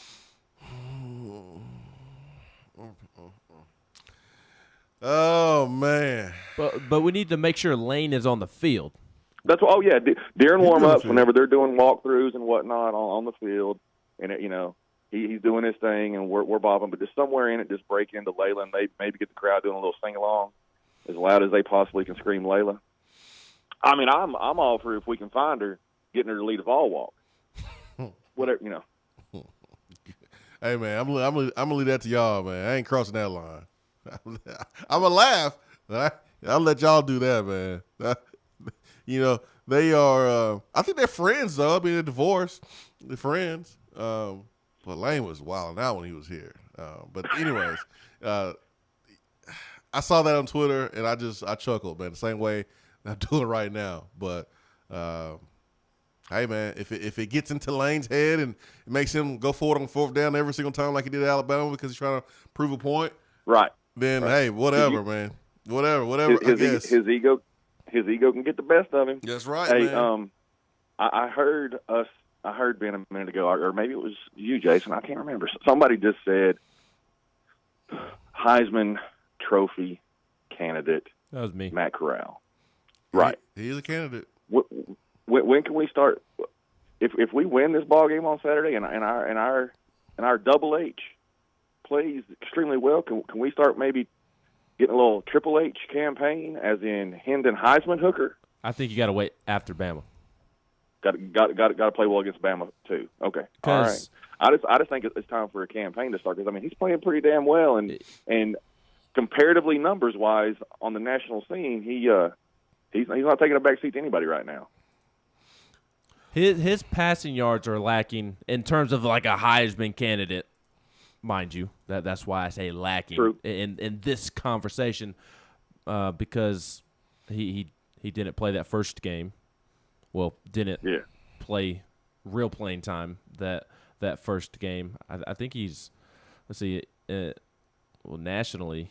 I mean, he's barely over 1,000 yards. He's got 1,063 passing yards, and it's 72nd in the country. Yeah. So I think it's the QBR number that's in his favor, yes. right? And the touchdown to interceptions and the completion percentage is terrific. And like the passing yards aren't bad. I mean, he's been putting up yards. It's just he didn't start the season as the quarterback, and late in games lately, the last 2 weeks they've kind of taken their foot off the gas. So that's going to affect the numbers as well. Listen, I'm just happy that he has been named and added to the Davey O'Brien mid-season watch list. Love it. And he's eligible to actually win that award. Mm-hmm. Like, I'm crawling before I walk on this one. Let's let Hendon ball out the rest of the year, Yeah. and then over the off season, going into next year, start the Heisman campaign. Yeah, the Triple H campaign. The Triple H campaign. LA.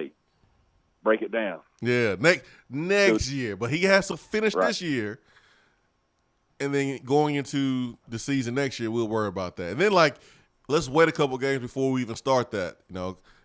He's not a defensive player where you have to do that in the offseason like Eric Berry. He's a quarterback, so if you just play well at the beginning, put up some numbers, he'll pick up steam. Yeah, because he's a quarterback, man. This is a quarterback award, and this is the worst year. This is the worst year for Heisman Trophy candidates. I'm sorry, man. I'm looking at the list earlier today and yesterday. The talent, the quarterback play is down. Look at. I was talking to Ben about this during the break. Look at all these NIL deals that was going down preseason with all these big time quarterbacks. Spencer Rattler about to get replaced. Benched. Yeah. DJ Ben. Uwe Ungalale. He ain't doing anything. Bo Nix down there at Auburn. Got an attitude problem. Now, he has played well recently, but man, he got himself benched. Like all these high profile quarterbacks at the preseason, they haven't done anything. King having shoulder surgery. Bryce Young's worth every bit of that $1 million NIL. Oh deal, yeah, right? he's worth all of it. But you just look at all these quarterbacks, man. It's the Heisman list right now. Yeah, I know. Yeah, maybe I'm not ahead of schedule then. Maybe Double H will be Triple H in 4 weeks from now. Hey, Davey O'Brien, finalist. Let's hope for that. Yeah, that's where we at right now. All SEC, 13 quarterback. Yeah, there it is. There it is. Last thing, you talked about the receivers at Ole Miss and first, second, third round possibly. Any chance we're going to finally we're starting to see based in Josh Heupel's offense and what he's producing?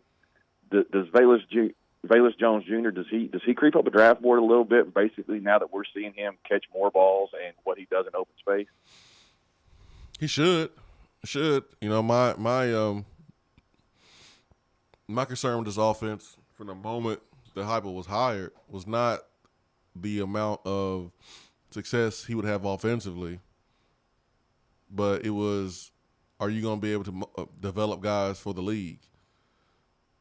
Can Tennessee have undrafted receivers go on to sign second-year contracts in the league because they are prepared, they are developed? I don't know.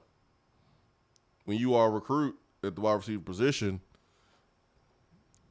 you might want the best of both worlds, but there's only a few places in college football where you're actually going to get it. Put up major stats, get all these targets, and win. Michael Crabtree, during his time at Texas Tech, got all the balls. So his numbers were great. And had some big wins here and there, but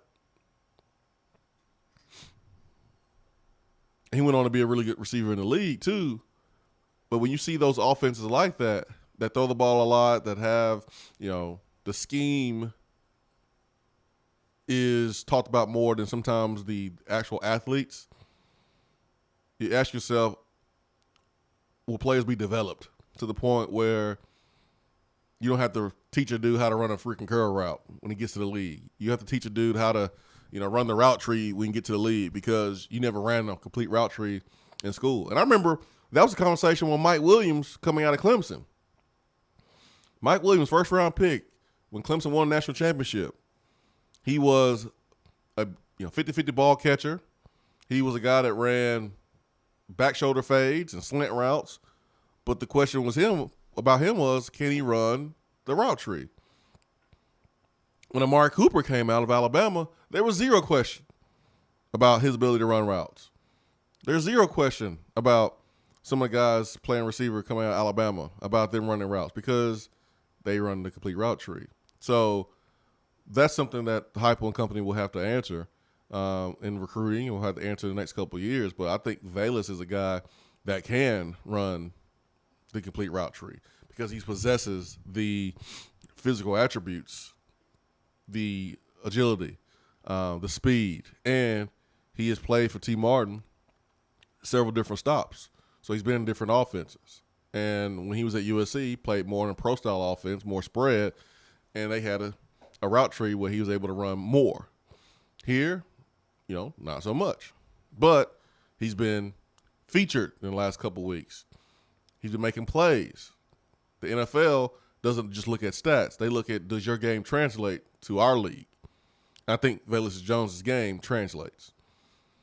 If he can get on the chalkboard and impress scouts from the mental part of the game, then he should be okay. Because physically, I think he'll do his thing. 865-255-03. Who's next? Big Orange Mac. Big Orange Mac. What's up, Mac? Good morning, Jay Swizzle. Good morning, Benjamin. Y'all, I'm a mite nervous. Man, I don't know what to say or feel about this guy. It's big. It's big.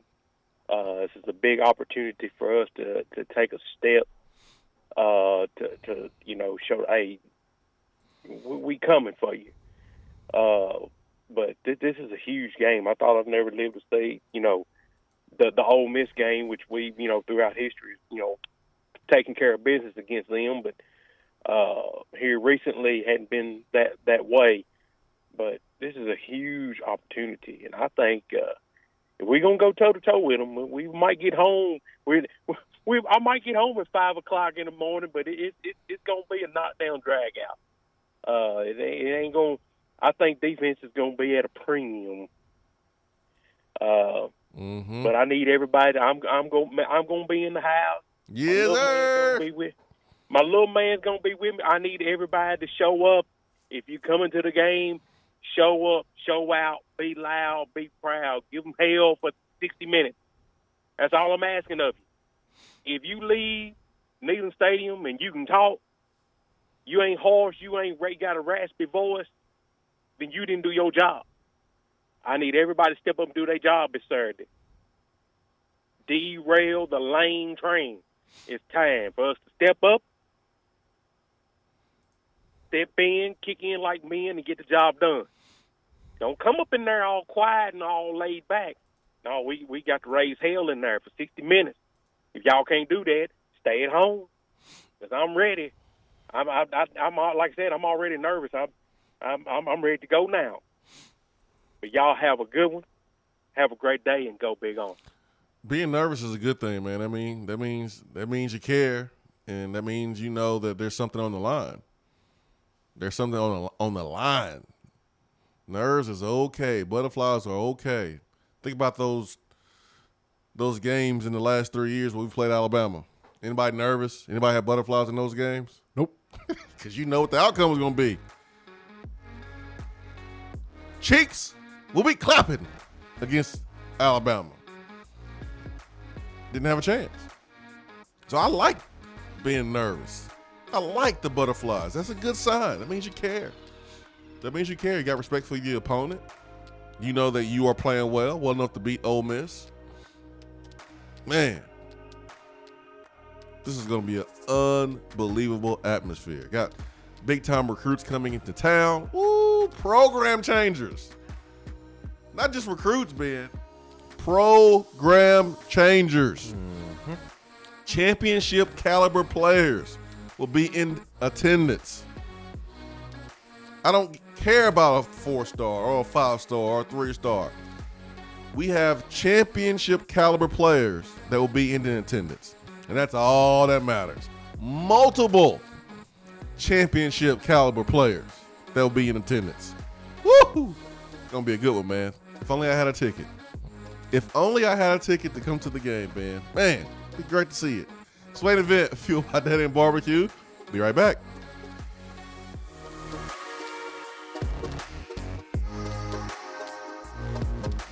Wow. While the other guys are taking guesses, the Swain Event is taking you behind the scenes and in the huddle every morning from 7 till 10 right here. When you start your own business, you know that branding can make or break a new venture. That's why Swain Event relies on 42nd Street. 42nd Street is a strategy agency focused on finding creative, open-minded, results-driven solutions to brand design. After over a decade of operations in East Tennessee, the brand architects at 42nd Street have the experience and creative know-how to ensure the success of your business branding, logo, web presence, and more. To see a real-life example of their amazing work, you can check out our website at swainevent.com. Don't trust the branding of your business to just anyone.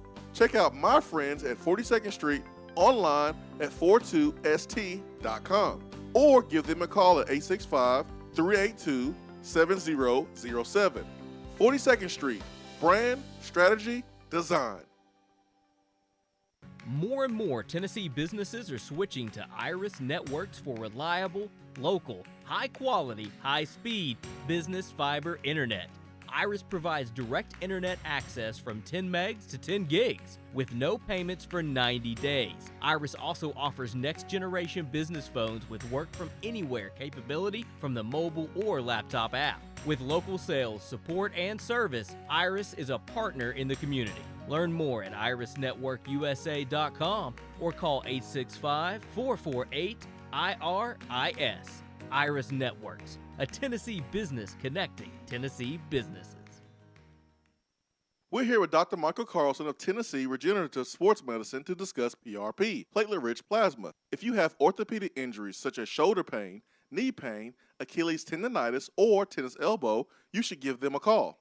Good to be back, Jason. We specialize in non-surgical orthopedics, so we treat damaged tendons, ligaments, and joints, including rotator cuff injuries, knee injuries, and elbow and foot problems by using ultrasound-guided injections with PRP. And this form of treatment helps stimulate the body's own reparative process and assist in the healing of damaged tissue. Doc, what makes your training different than others? I've been practicing in Knoxville for over 26 years, and I'm certified in interventional regenerative orthopedic medicine through the American Academy of Orthopedic Medicine. They've been the leader in this form of treatment since 1983. I also teach this form of treatment on a national and international basis to other physicians, residents, and medical students. Here in our clinic, I'm the one doing the procedure, and we're using your own PRP, which are concentrated platelets, to treat your injury. So in other words, Jason, it comes from you and it goes back to you. So you know exactly what you're getting and know exactly the level of training involved. Do what the pros, college athletes, and I have done, and visit them online at trsportsmedicine.com. Tennessee Regenerative Sports Medicine, East Tennessee's leader in PRP therapy. When I made the move to my own studio, I was worried about this. I was worried about that. I was worried about, hey, did I get this piece of equipment? Did I get that piece of equipment? Does that sound good? Does that not sound good? One thing I didn't have to worry about, that was office furniture, because Office Furniture Outfitters met my furniture needs. With a 50,000 square foot facility, they have East Tennessee's largest selection and are the best value for new and used office furniture. Located in Knoxville, it's easy to find everything you need for your new space, including desks, file cabinets, chairs, conference tables, and more. Office Furniture Outfitters is turnkey. They came to my place, we mapped everything out that was needed, they delivered, and get this, set everything up. To learn more about what Office Furniture Outfitters can do for you, log on to ofonox.com. That's ofonox.com. Is that as low as you can go? Okay, thank you. Hello, is that as low as you can go?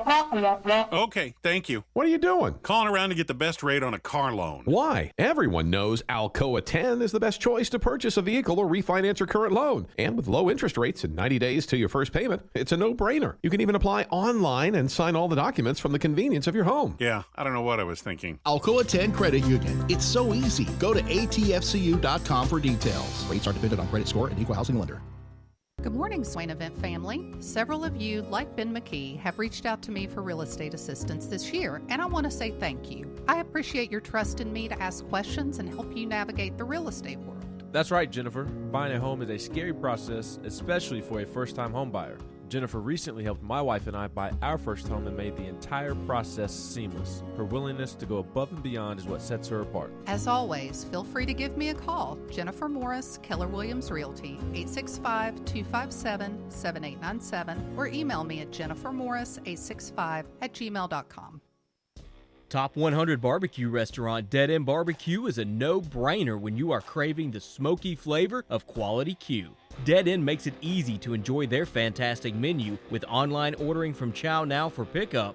Or if you don't feel like leaving the house, then have Dead End Barbecue delivered right to your door by Loco Knoxville or Bite Squad. Cheer on your favorite team with the best barbecue around. Check them out online at deadendbbq.com. Dead End Barbecue. The search is over. Touchdown or Turnover is backed by Alcoa 10 Federal Credit Union, a place where you belong.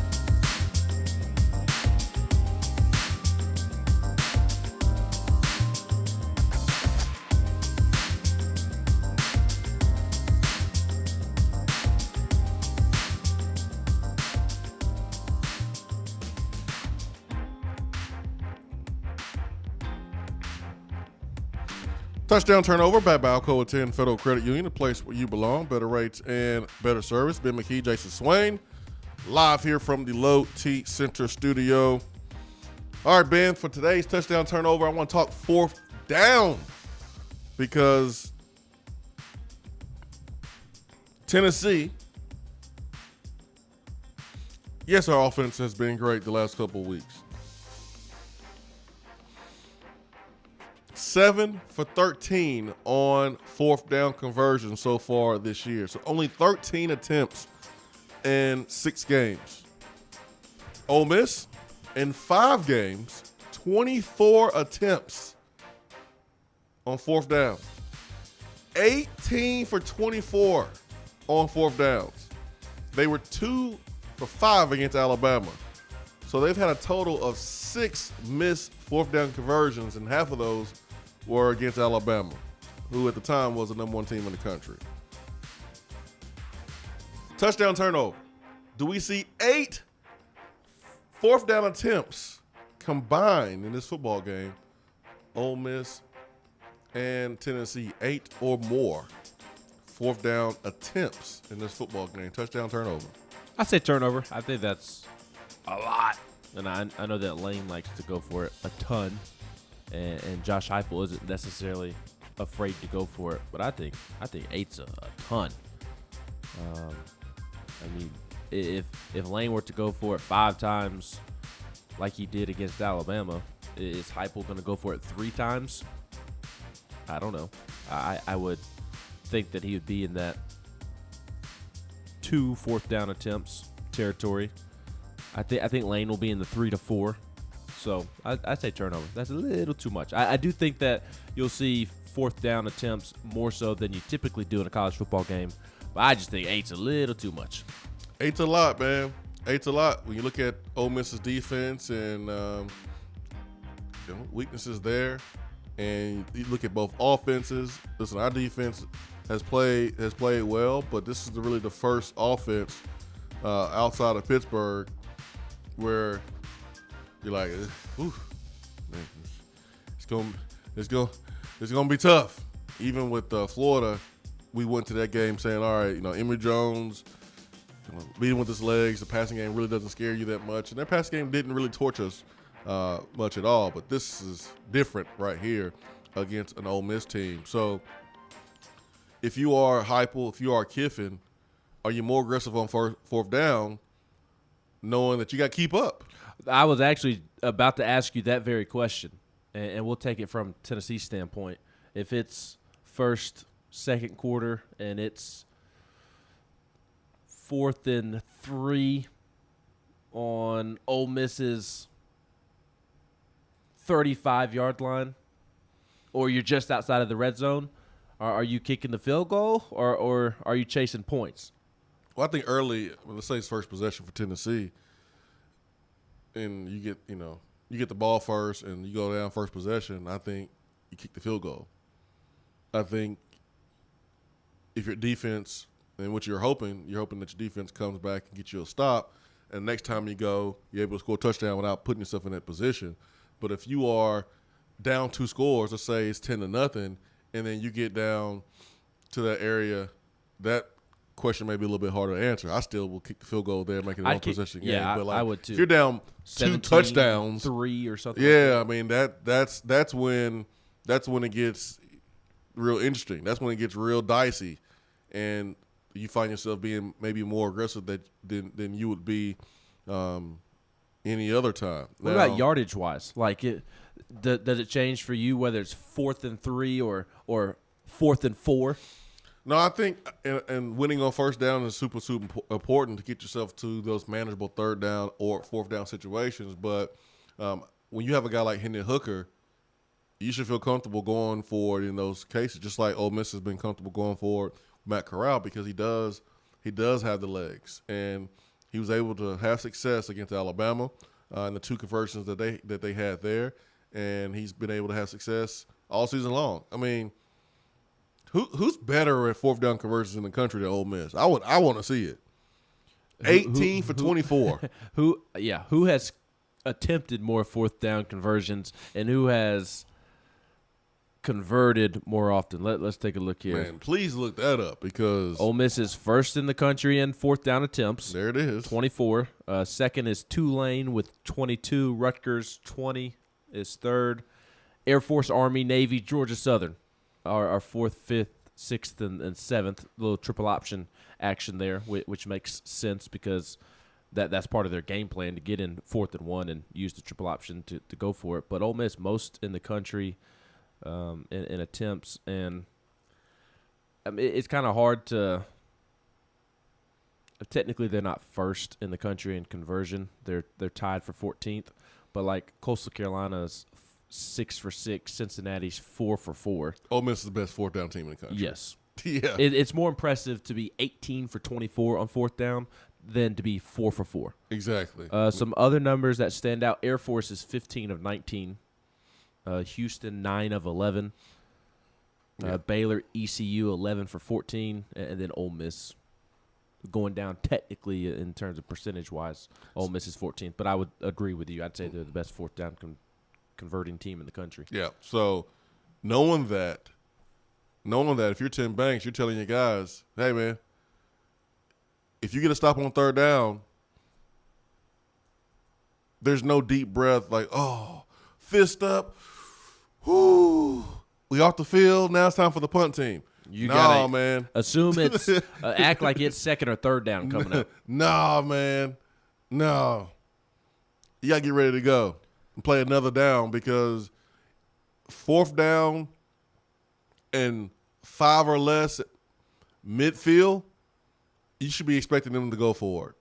This is why field position is so important in this game. Now, it's important in every game, don't get me wrong.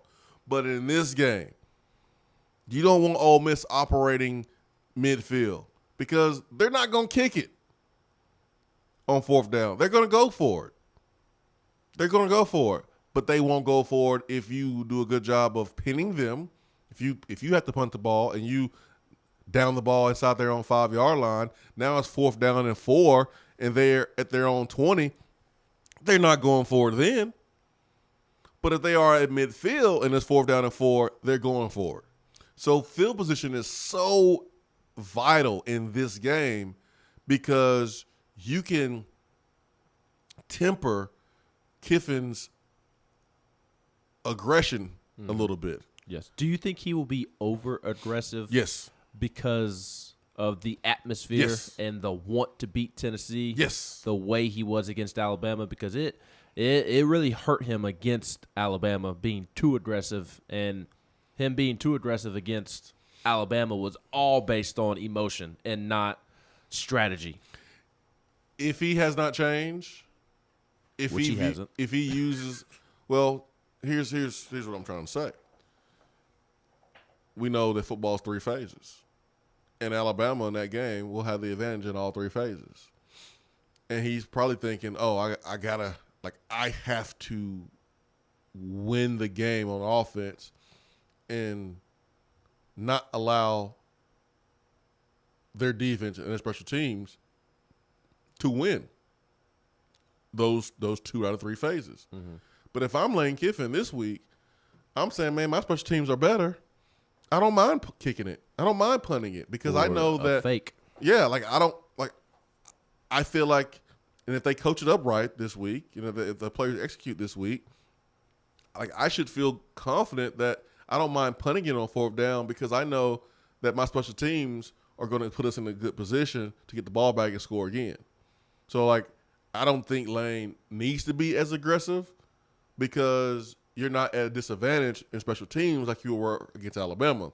But Lane's personality, his ego, being back here might suggest otherwise, that he may try to just go for it more than he should on 4th down because emotion is going to play a part. That's how I look at it. I also look at it from the standpoint of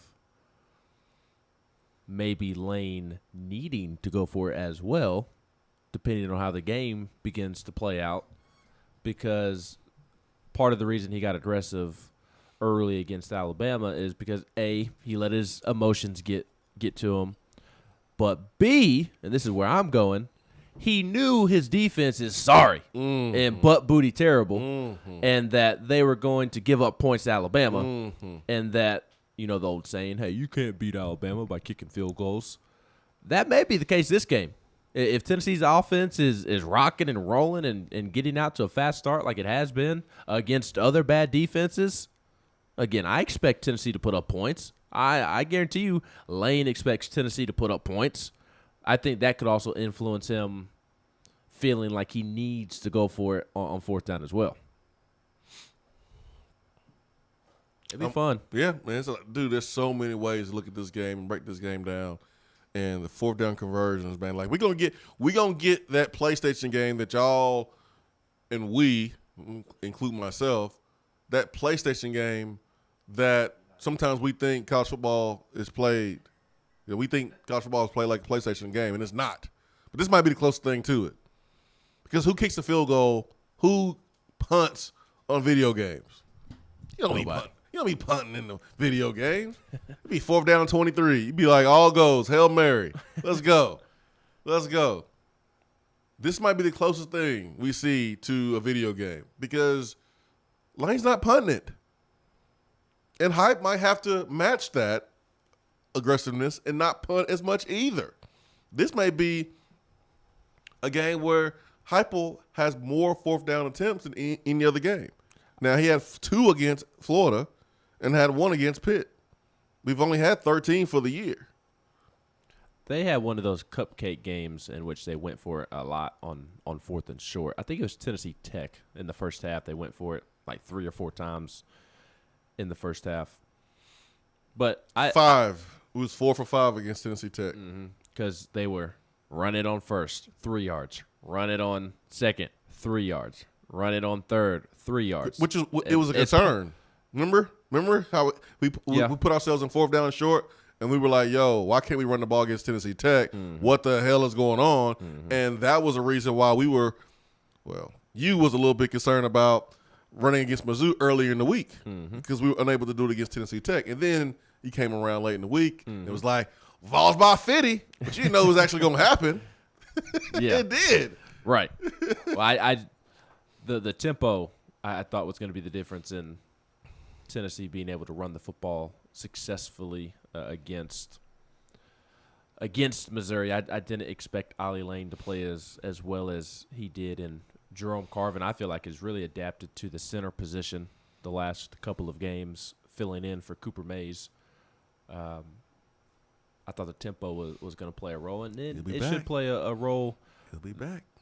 He's tracking to be back. He'll Yes. be back. He ain't missing this game. Don't tip off Lane. All right? He ain't missing Listen, this game. don't tip off Lane. Lane probably has the Swain Event blasting in the Ole Miss football complex. If he's right smart, now. he will. If he's smart, he would. I mean, he follows me on Twitter. I follow him on Twitter, but I won't be DMing him. I don't do that. Like DR Vol? I won't be a former Vol DMing Lane Kiffin. I let the other folks do that. I'm good on that. I do think Heupel's not afraid to go for it on fourth down, but I do think he'll be more willing to punt it than Lane because more confidence in defense. I was going to go the route of I think Heupel values field position more. He's several times in press conferences throughout the season has talked about the importance of field position. And so I think he will be maybe a little more willing. And obviously this is all circumstantial. Hard to kind of talk about this without knowing specific circumstances because that dictates a decision. But I think he'll be more than willing to punt it at times than Lane because of playing field position. And Paxton Brooks should be a weapon. Should be. Hopefully his leg is okay. He had that big 50-yard punt to his first punt against Carolina in the second quarter, his first punt since the fourth quarter of the Florida game.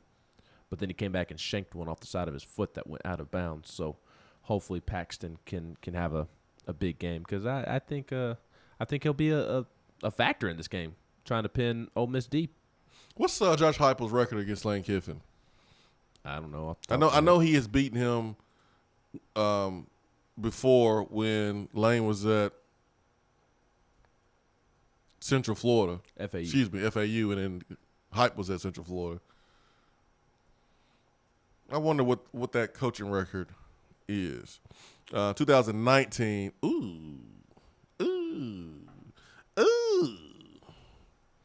Hype beat him 2 times in that game. 48-14. So they are familiar with each other. They are very familiar with each other. Speaking of Heupel,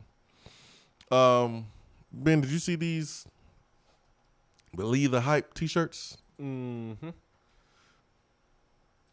When you getting yours? I will not be getting mine. You ain't falling for it? Nope. I bought a Butch one.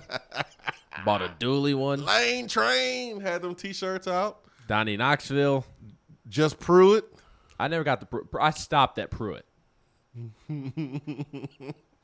Until I bought a Vitello for my wife. I felt that was. I don't care. I felt that was sustainable enough. I don't feel like Tony's gonna bomb out on us like a Pruitt. I'll be more worried about him taking our wives though. I'd be more worried about him taking another job. No, I'm kidding. Yeah, but I wouldn't blame my wife for leaving me for Tony. I mean, he's much better looking than I. I'll take my loss and go try to find me another female. Hey, you'll be like Jameis Winston. Instead of eating the W, you'll eat the L. Mm-hmm. I just take it, go back to the drawing board. Maybe I'll have to go downgrade, go down a division, like a transferring football player that shouldn't be playing in the SEC. I may have to go down to the D2, D3 level. Oh, we better stop before somebody get in trouble. I don't know if it's gonna be me or you, but somebody gonna get in trouble if we keep going. All I've done is compliment my wife and throw me under the bus. Yeah, that was good. You did a good job there. Let's go to Chamel. Chamel, good morning. Good morning. Y'all crazy. I both get in trouble. I know. We better shut up, right? I don't have to give the wives any ideas. Man, y'all know I'm usually on. I'm always on Ball Nation's hype train, but I'm usually in the trenches, shuffling the cold. You know what I'm saying? But man, I'm excited for this game, man. I know we're talking about. Huh? I said that explains a lot then. Yeah. So that's how you tore your Achilles? Yeah, in the trenches, but getting it out the mud. Right, getting it out the mud. Y'all know I'm all hyped up on Mountain Dew. Are you sure it's Mountain Dew? You did have surgery yesterday. Well, yeah, man. I'm just saying, y'all were talking about we could possibly lose these 4 games or whatever. Nope. I just said that the games are tough. Okay, I got it. These are tough games. all right, I'm with you. I'm with you as well. Even though I do believe there's a possibility of a good chance of us going 2-2. I mean, you know what I'm saying? If we play well in these games, I think we can.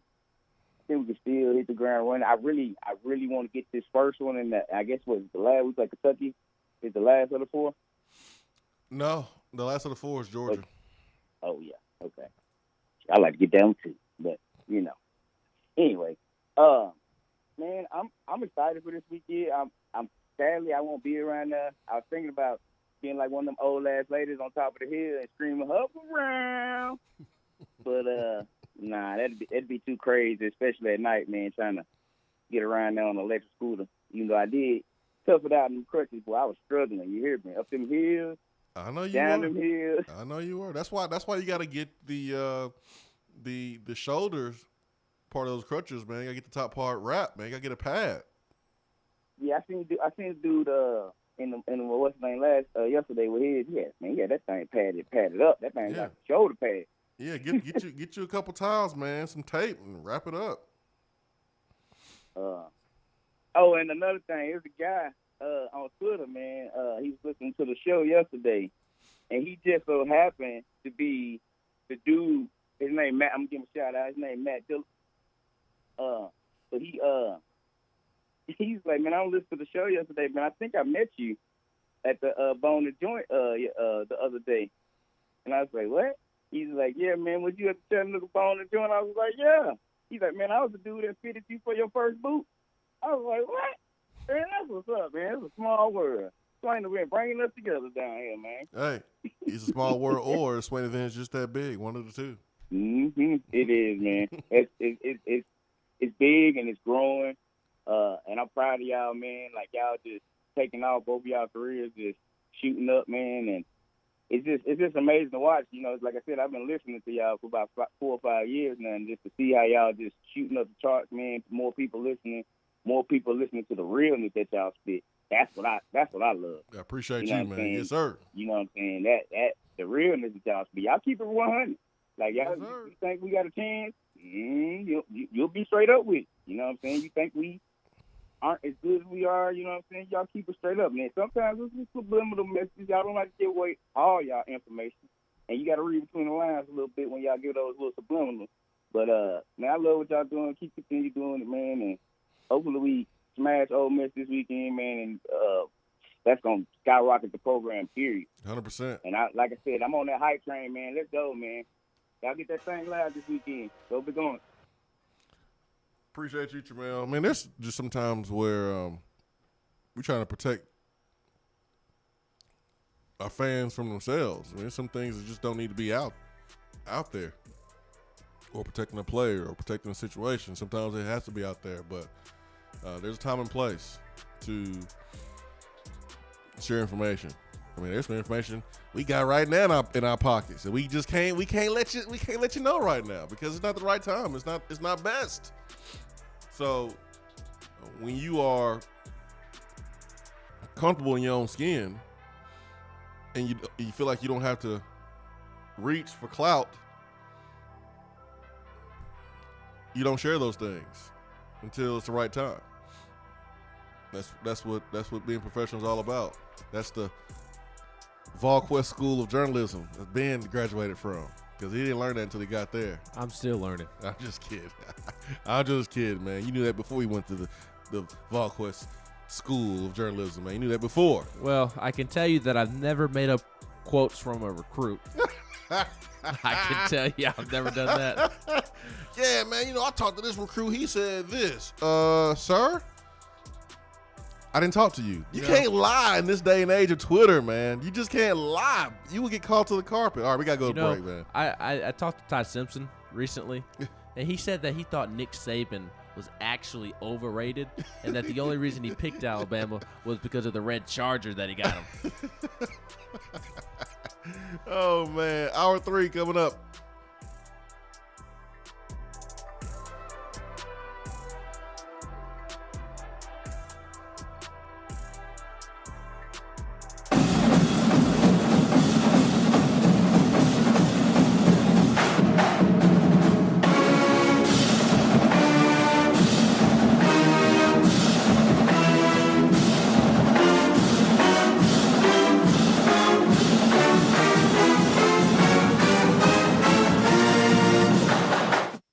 3 of the Swain event is brought to you by the Low T Center and lowtcenter.com. Do you know your numbers? Feel like you again. Let us help. Guys, your health right now is more important than ever. I recommend Low T Center. That's where I get my levels checked. It all starts with the annual wellness exam where they do a comprehensive health assessment exclusively for men, making it quick and easy to take care of your health. And now they offer monitored self-inject at-home testosterone treatment. Most insurance is accepted. Go to lowtcenter.com now to book your appointment and make your health a priority. Low T Center, reinventing men's healthcare.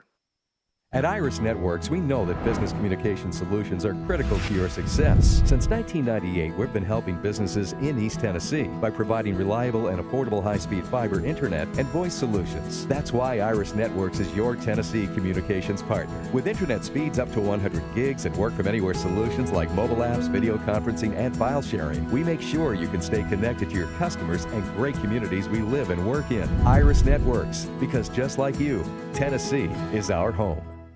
Out-of-town law firms have been swarming into East Tennessee lately. Firms from Memphis, Chattanooga, and Birmingham have stormed into the area. Wouldn't you rather do business with a local law firm? You know, a true neighbor. Marcos Garza and the pros at the Garza Law Firm are just that. They are our neighbors and friends that support local causes year-round. The Garza Law Firm works to serve you professionally on criminal matters, injuries and accident matters, and Social Security and disability filings. The Garza Law Firm is here for you at garzalaw.com. The Garza Law Firm. Let us help. Hour 3 of the Swain event is brought to you by the Low T Center and lowtcenter.com. Do you know your numbers? Feel like you again. Let us help.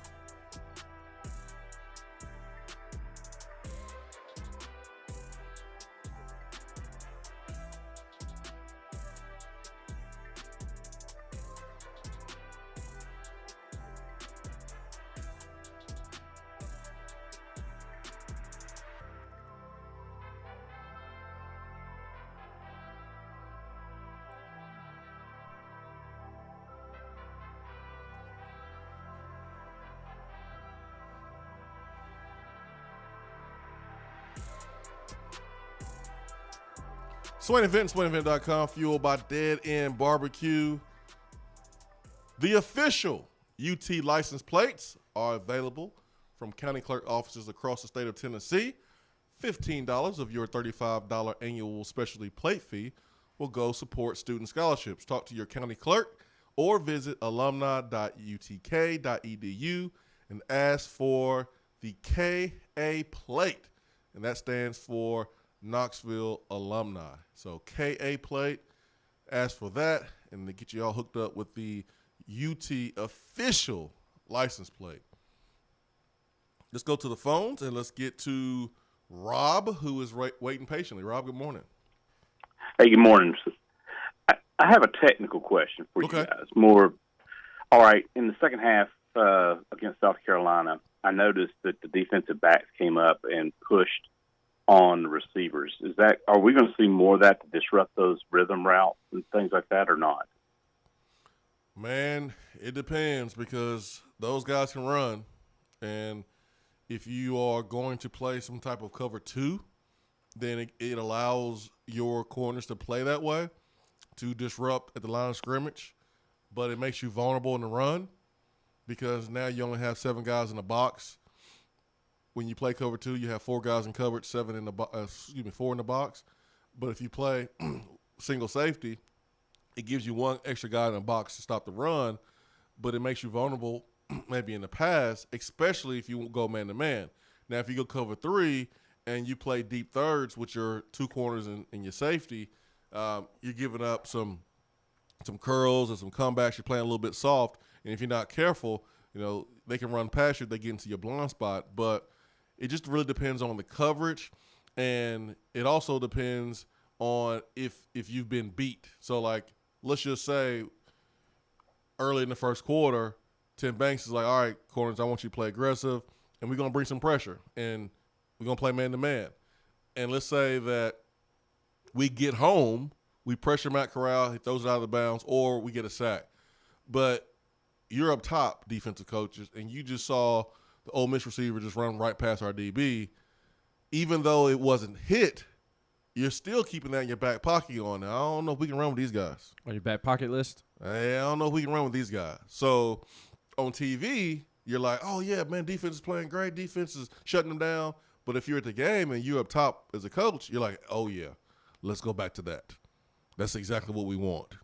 It may seem like a loss, but really it's a setup for a big win, a big play over the top. So it just really depends, Rob. Well, see, I saw that game, and then, of course, I watched the Alabama game later that evening. And the thing I got out of the Alabama game was the one play in the Alabama game that changed everything was when that cornerback was ejected for targeting. Because at that point, that made Texas. Yeah, when Malachi Moore got ejected, that was the play of the game because they picked on that. I felt, God, for once, Alabama definitely looked human in the fact that they're not deep on cornerback there.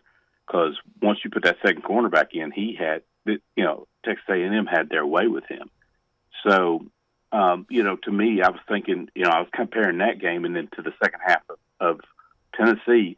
And what got me with the second half of Tennessee is, like you said, when they brought down those, the DBs and stuff to pressure, we did a whole drive where we ran the ball the whole way and on the ground, and we scored.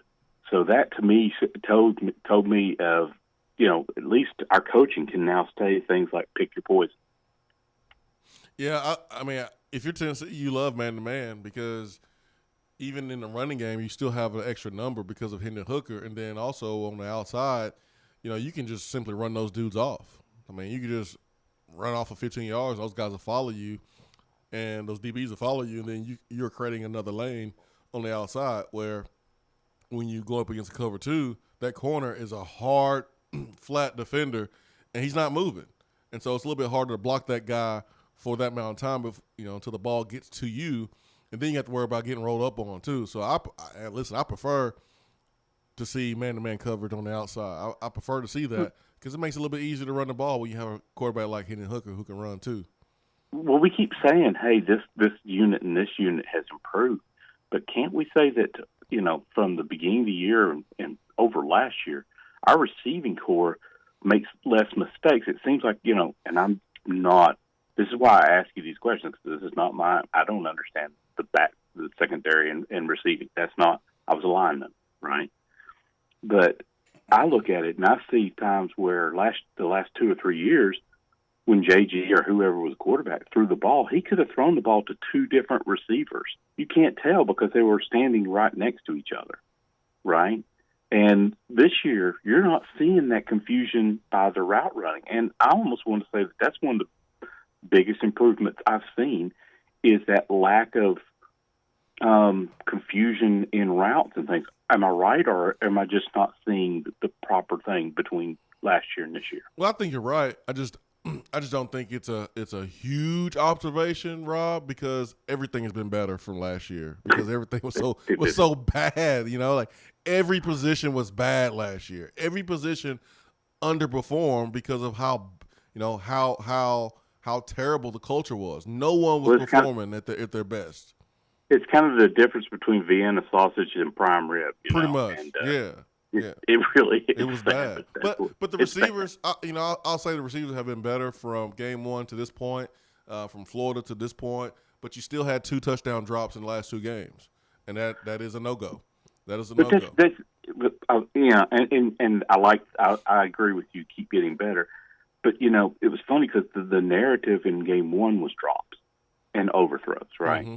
And we're not hearing that narrative as much anymore. The one last time really we heard that narrative and we picked up was the Florida game on the 4th down, right? But, to me, as the encouraged part here is I'm not trying to tell myself certain things look better. I'm seeing it. You are. I'm seeing the piece of I'm not intimidated by getting the ball at the 10-yard line or the 20-yard, our own 20. That just means we're going to go down the field. More stats. I'm not intimidated. More stats, Rob. Yeah, I'm happy. That's just it to me. What I'm seeing is actually encouraging, and so thanks, man. Keep going what you're doing. You're doing great. Hey, thank you. Thank you, man. I love the RPO opportunities that Tennessee will have against Ole Miss. Man, it looked real good. The reason why we haven't heard much about receiver drops is because of winning. In the last 2 games, you've had 2 touchdown drops. And I'm looking at this from the meeting room perspective. You don't care as much as a fan when you're beating a team by 4, 5 scores. You can afford a touchdown drop. But I can tell you right now, if you are in the wide receiver meeting room, it doesn't matter if you score 100 points. A touchdown drop is something that is a no-go in a meeting room. Just like a fumble in a running back room would be a no-go. And it's going to be talked about. And it's going to be harped on. And you're going to be coached up on it, as you should. Coaches coach until there's 0 time on the clock. And the scoreboard doesn't matter. Because that situation may come up. That same throw versus Missouri with Javonte Payton, that same throw may come up again. That same throw and catch for Cedric Tillman may come up again in another game. So you have to coach him up on it. You have to get on to him about it. So that way, next time when it's against Kentucky or next time it's against Ole Miss and it's the 4th quarter and you got to have this play to win, it's made. You don't just let it go without being addressed just because you're winning. You don't do that because that's going to come up again. The same way that the double pass has come up multiple times. You coach it up because you never know when you're going to see it again. Mm-hmm. So and you saw 2 variations of a trickery type of pass against South Carolina. The one at the goal line with the defensive lineman, Jordan Birch, was a halfback pass. So terrible. I guess in this situation it was a defensive lineman pass. God, so but then you also had the wide receiver pass where I think they brought the guy in motion and kind of did the little toss to him, and then he kept coming and tossed it to the receiver on the sideline for a mighty gain of 6 yards. Man, I was at the game, man, over here trying to figure out my Wi-Fi situation and why messages wasn't sent, and I was like, man, y'all did all that for that? Yes, I said the same thing. Y'all did all of that for 6 yards? I said the same thing. But in terms of the drops, you're spot on with winning, masking the drops because they've continued to be an issue. Hendon Hooker was 17 of 23 against Carolina, which is really good, right? 17 of 23, really good. Should have been 20 for 23. I know Fant dropped one. Fant dropped one. Valus dropped one. Tillman dropped one. Yeah. So should have been 20 for 23 in that football game. Yeah, it's no go. It's no go. That's not gonna fly. That's not gonna fly. They're getting better. I really like that Tennessee has put their chips in the veterans in the room, the trio of Valus, Tillman, Payton. I like that Tennessee's gone all in on those guys essentially, and they're going to continue to try to bring along Jalen Hyatt, who took a step forward against Carolina. Great catch, by the way. That's a hard catch to make that he made, the touchdown. Cody Burns talked about needing the grip strength to haul in that touchdown, and that Jalen's been on the jugs and doing plenty of other things, trying to improve his grip strength and focus on catching the football and things like that, and saw it pay off in the game. So he took a step forward, and hopefully Jimmy Callaway can begin to take a step forward. Maybe Walker Merrill steps up because they're going to need a 4th guy at some point. Yeah, Jalen, and it's something Jalen can address a lot more in the offseason, but he's going to have to get stronger. He's going to have to make a commitment to the weight room. Excuse me, but Cody Burns is right. You know, and those – remember – you probably don't remember this, Ben, but back in the day, they had these these hand things that you would grip and squeeze, and well, you're a baseball guy, so you've probably seen them before too. But they improve your hand strength, and they're old school. Well, every day in our receiver meeting rooms, and this is something that we only did my senior year when we had a new coach and trooper, but everyone had to find the battery. So 5-gallon jugs and be filled with rice. You put a battery at the bottom, and then you have to go in and dig the battery out.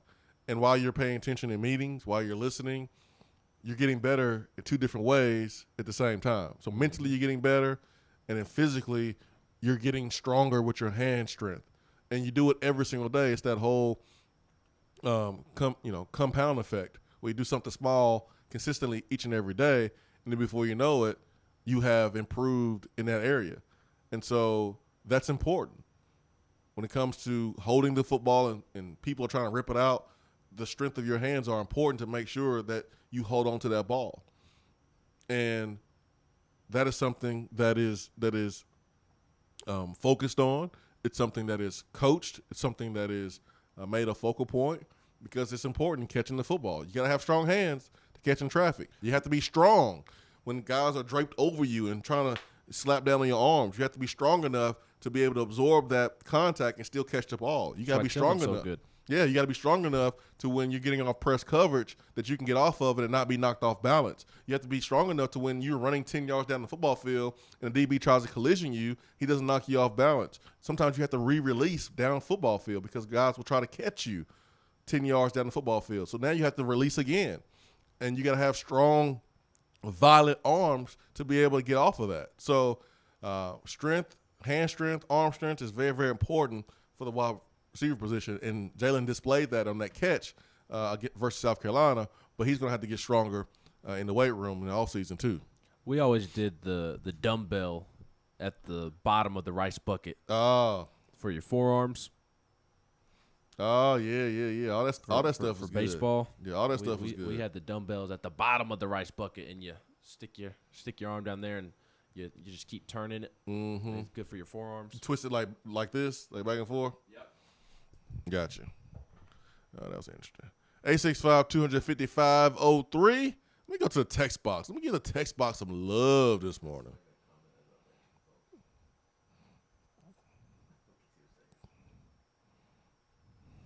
Tremel says, y'all got all the clout. Jason Theodore Swain and Benjamin Bartholomew. What is that? What is it? Tremel, get off the meds, man. Get off the meds, Tremel. Tremel just had Achilles surgery yesterday. Put the phone down, Tremel. Oh, man. Only Tremel. Jeffy Dean says, y'all message Sterl and have him play some third down for what this weekend?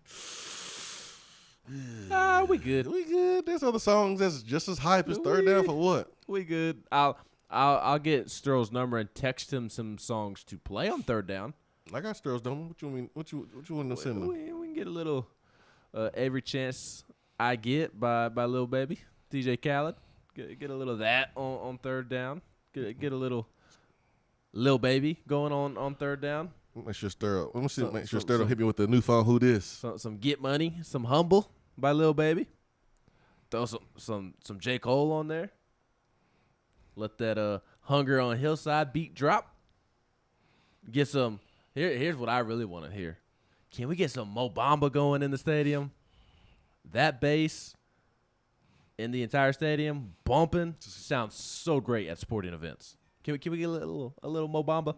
Just let me know, man. Just let me know what they play, because I'll be watching the game at the house since I don't have any tickets. Can we get a little Grove Street Party by Waka Flocka? Come on, Sterl, I'll help you out. But Sterl is a world famous DJ. He doesn't need help with all that. He'd be good to go. I just want a little preview.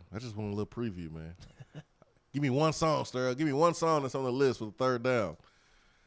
Yeah, we mentioned third down for what? I think, who mentioned that? AP mentioned that? Third down for what tomorrow? Or, excuse me, Saturday game? And Cade was like, nah, man, we good. We good, man. We don't need to hear all that. We don't need to hear that at all. All right, who's on the phone? Fallstorm, good morning, man. Swain, you poor mouth of yourself worse than Lou Holt, talking about your walking uphill to school through the snow both ways, ain't got no tickets, fishing batteries out of rice buckets and stuff. Back in my day. I'm just giving you examples of how to strengthen your hands, man. You got some tickets? You got some tickets, Volstorm?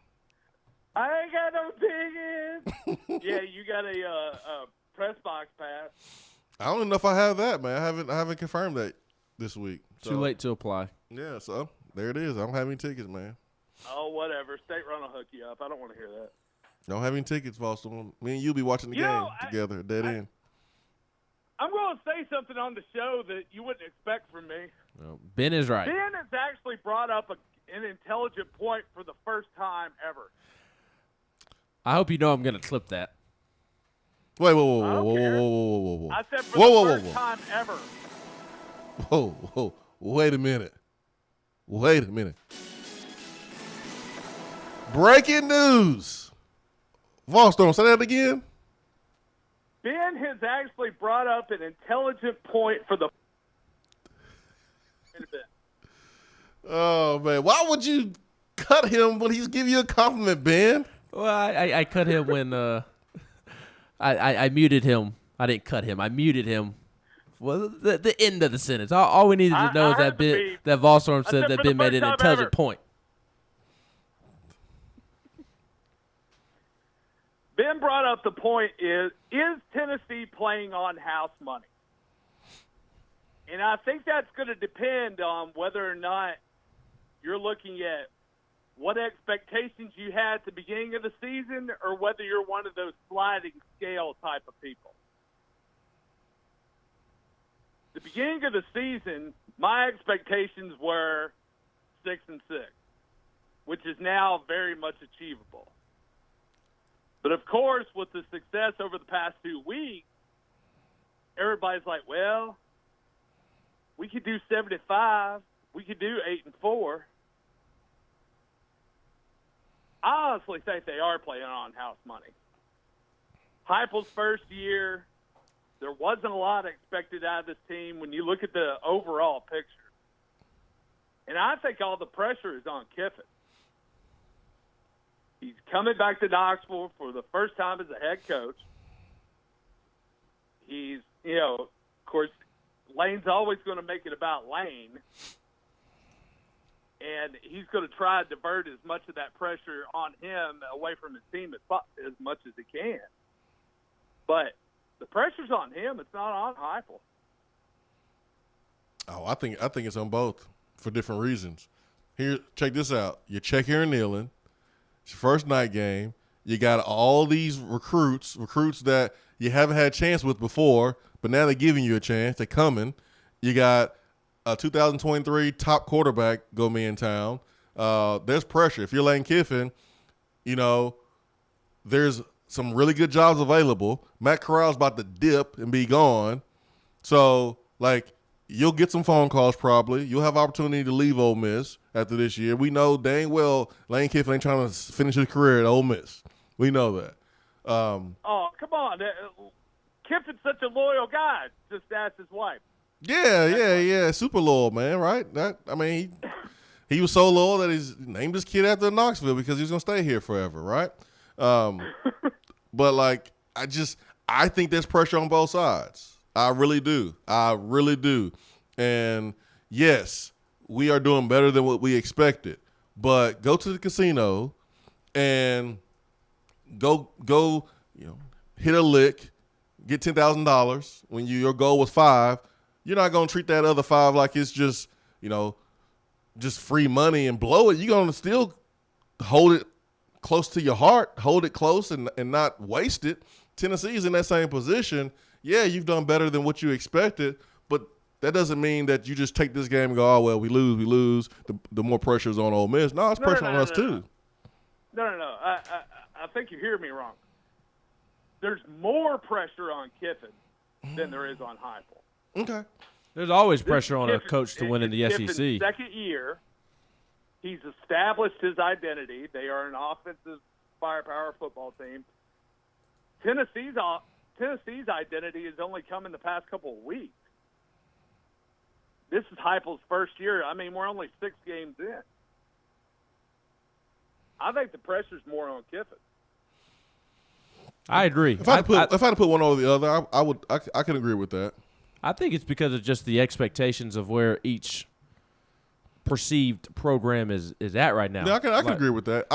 If we're talking like, okay, Kiffin has all the pressure and Heupel doesn't have any pressure because he's playing with house money and there's no concern, like, I disagree with that take. But if we want to say, all right, which coach has the most pressure, because they both have pressure, but which one has the most, is Kiffin. Kiffin has the Heisman Trophy caliber quarterback.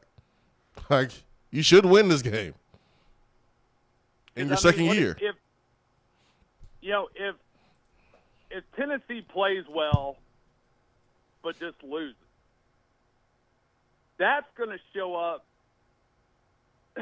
That's going to show up actually quite well, because if Kiffin loses, how's that going to look on Kiffin compared to Heupel losing?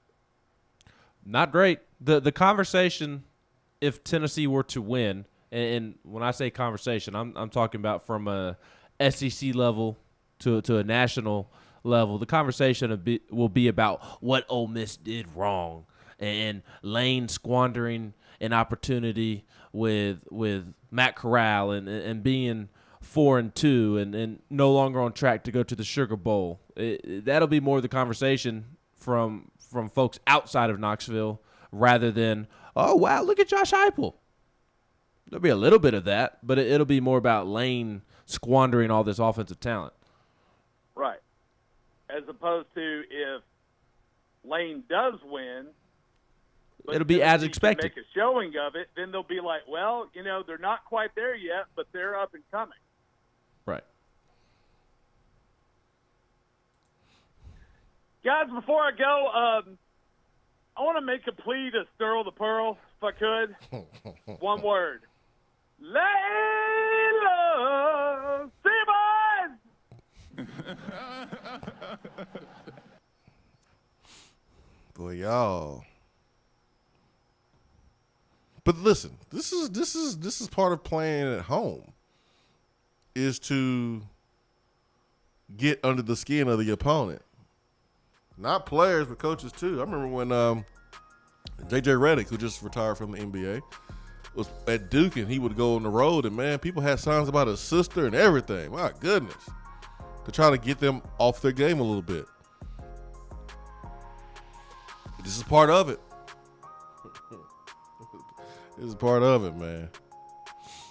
Woo. SCVFL says we need to get Admiral's video on the Jumbotron before the game. I know one thing. Danny White has heard all of the recommendations. Every time I turn around, there's recommendations going Danny White's way. It's going to be hard for Danny White to mess this thing up, man. He's getting all these good ideas from the fans. All these good ideas from the fans. Danny White will never not know how the fans feel. Never. Yeah, I think the Admiral Schofield video to start the game, I think that will set it off. Even before the game starts, this will set it off. I just don't know where you would put it, because I'm watching the band. I'm watching the band do their thing right before that tee opens up. But maybe before then. I'm not sure, man. I don't know the schedule of pregame. But definitely the Admiral Schofield video needs to be a part of pregame. Somehow, some way, it is special. I think they should find a way in between announcing the starting lineup and the band doing its thing, play that 2-minute thing. Yeah, man. I love it. I love it. All right. Hour 3, powered by Low T Center, lowtcenter.com. Be right back.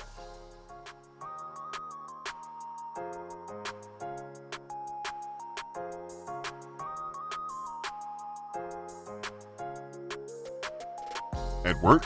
Can't call in? Don't feel bad. You can talk to the guys on the text box. It's part of the free Swain Event app. Top 100 barbecue restaurant Dead End Barbecue is a no-brainer when you are craving the smoky flavor of quality Q. Dead End makes it easy to enjoy their fantastic menu with online ordering from Chow Now for pickup. Or if you don't feel like leaving the house, then have Dead End Barbecue delivered right to your door by Loco Knoxville or Bite Squad. Cheer on your favorite team with the best barbecue around. Check them out online at deadendbbq.com. Dead End Barbecue. The search is over. Litter is a big problem in Tennessee, but together we can do big things. We can make our cities, our waterways, our roads cleaner and safer. The Tennessee Department of Transportation is committed to reducing litter in our communities, but we need your help to do it. There are over 100 million pieces of litter in our roads at any given time, and it costs TDOT about $19 million a year just to clean it up. The first step to keeping Tennessee beautiful is to rally behind these 3 simple words. Nobody trashes Tennessee. Join the Nobody Trashes Tennessee movement at NobodyTrashesTennessee.com. Out-of-town law firms have been swarming into East Tennessee lately. Firms from Memphis, Chattanooga, and Birmingham have stormed into the area. Wouldn't you rather do business with a local law firm? You know, a true neighbor. Marcos Garza and the pros at the Garza Law Firm are just that. They are our neighbors and friends that support local causes year-round. The Garza Law Firm works to serve you professionally on criminal matters, injuries and accident matters, and Social Security and disability filings. The Garza Law Firm is here for you at GarzaLaw.com. The Garza Law Firm. Let us help. JC's Tree and Landscaping Service specializes in quality tree work done at an affordable price. Trimming and removing trees are their specialty. They also offer other services like land clearing, stump grinding, crane services, and all of your basic landscaping needs for both commercial and residential. JC's will give you a free estimate and beat any written quote by a competitor to guarantee that you get the lowest price around. Don't risk your land with a fly-by-night service. JC's Tree and Landscaping is licensed and insured. Give them a call at 865-599-3799. Guys, your health right now is more important than ever. I recommend Low T Center. That's where I get my levels checked. It all starts with the annual wellness exam where they do a comprehensive health assessment exclusively for men, making it quick and easy to take care of your health. And now they offer monitored self-inject at-home testosterone treatment. Most insurance is accepted. Go to lowtcenter.com now to book your appointment and make your health a priority. Low T Center, reinventing men's healthcare. I just wanted to come by and congratulate you on the great work you've been doing. I like your style. You remind me of a young me. Failure is not an option. That boy is good. Homes, remind yourself, nobody built like you. You design yourself. Attaboy. Attaboy is brought to you by Made in Tennessee Business Fiber Internet from Iris Networks. Find business solutions for you at irisnetworksusa.com.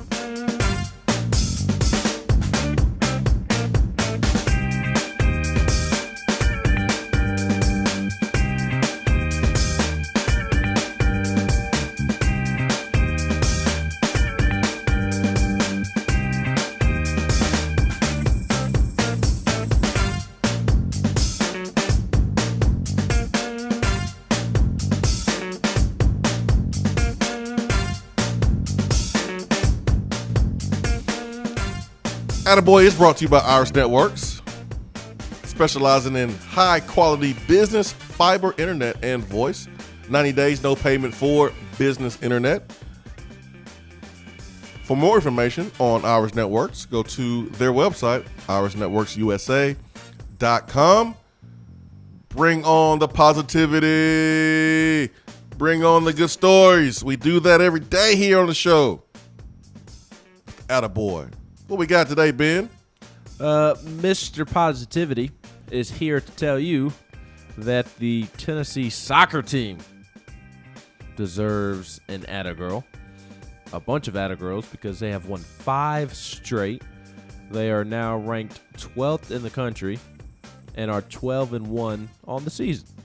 So Tennessee soccer making its way up. It's actually now ranked 10th after the rankings have come out yesterday afternoon since I bookmarked the tweet I was reading off of.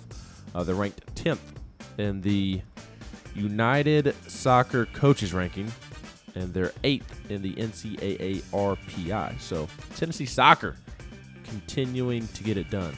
That program's been great for years now.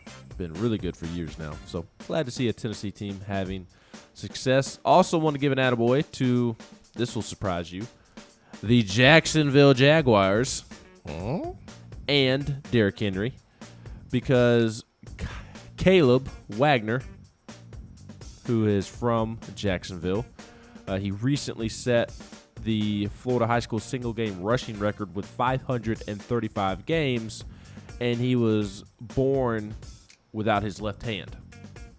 So he having one one hand and not much of a forearm, I guess, from where they had to perform surgery when he was younger, has set the Florida high school single-game rushing record with 535 yards, and I believe he broke a Derrick Henry's record.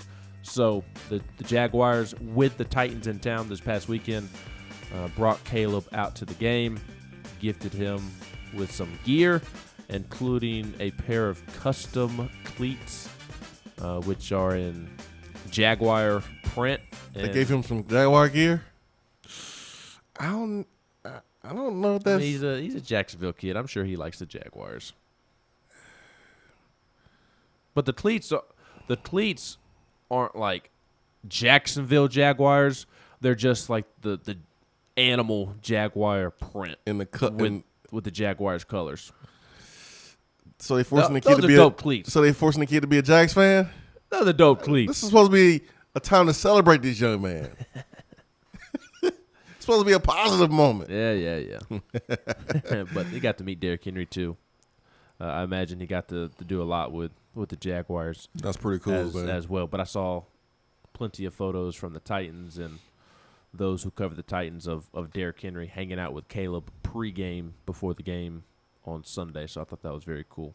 Oh, really, really cool, man. Good stuff. All right, let's check out the text box. We got cracking on the text box. Stop, other McKee. You McKees are disrespectful. Other McKee's been on one this week. you McKees, man. It's the McKees. It's the last name, man. It's something about the McKees, man. He wasn't a fan of the Kentucky talk earlier this week. Oh, man. Let's see.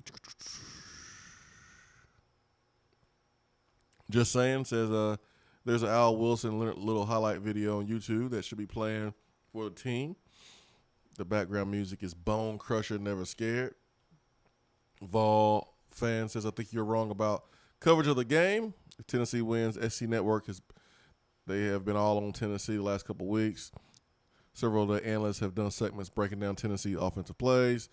They actually seen Giddy when going over the play design. Matt Stinscombe did a breakdown last night on the SEC Now, and he couldn't contain his excitement and how impressed he was at Heupel's play designs. Papa says, Layla, Volstorm 100 emoji.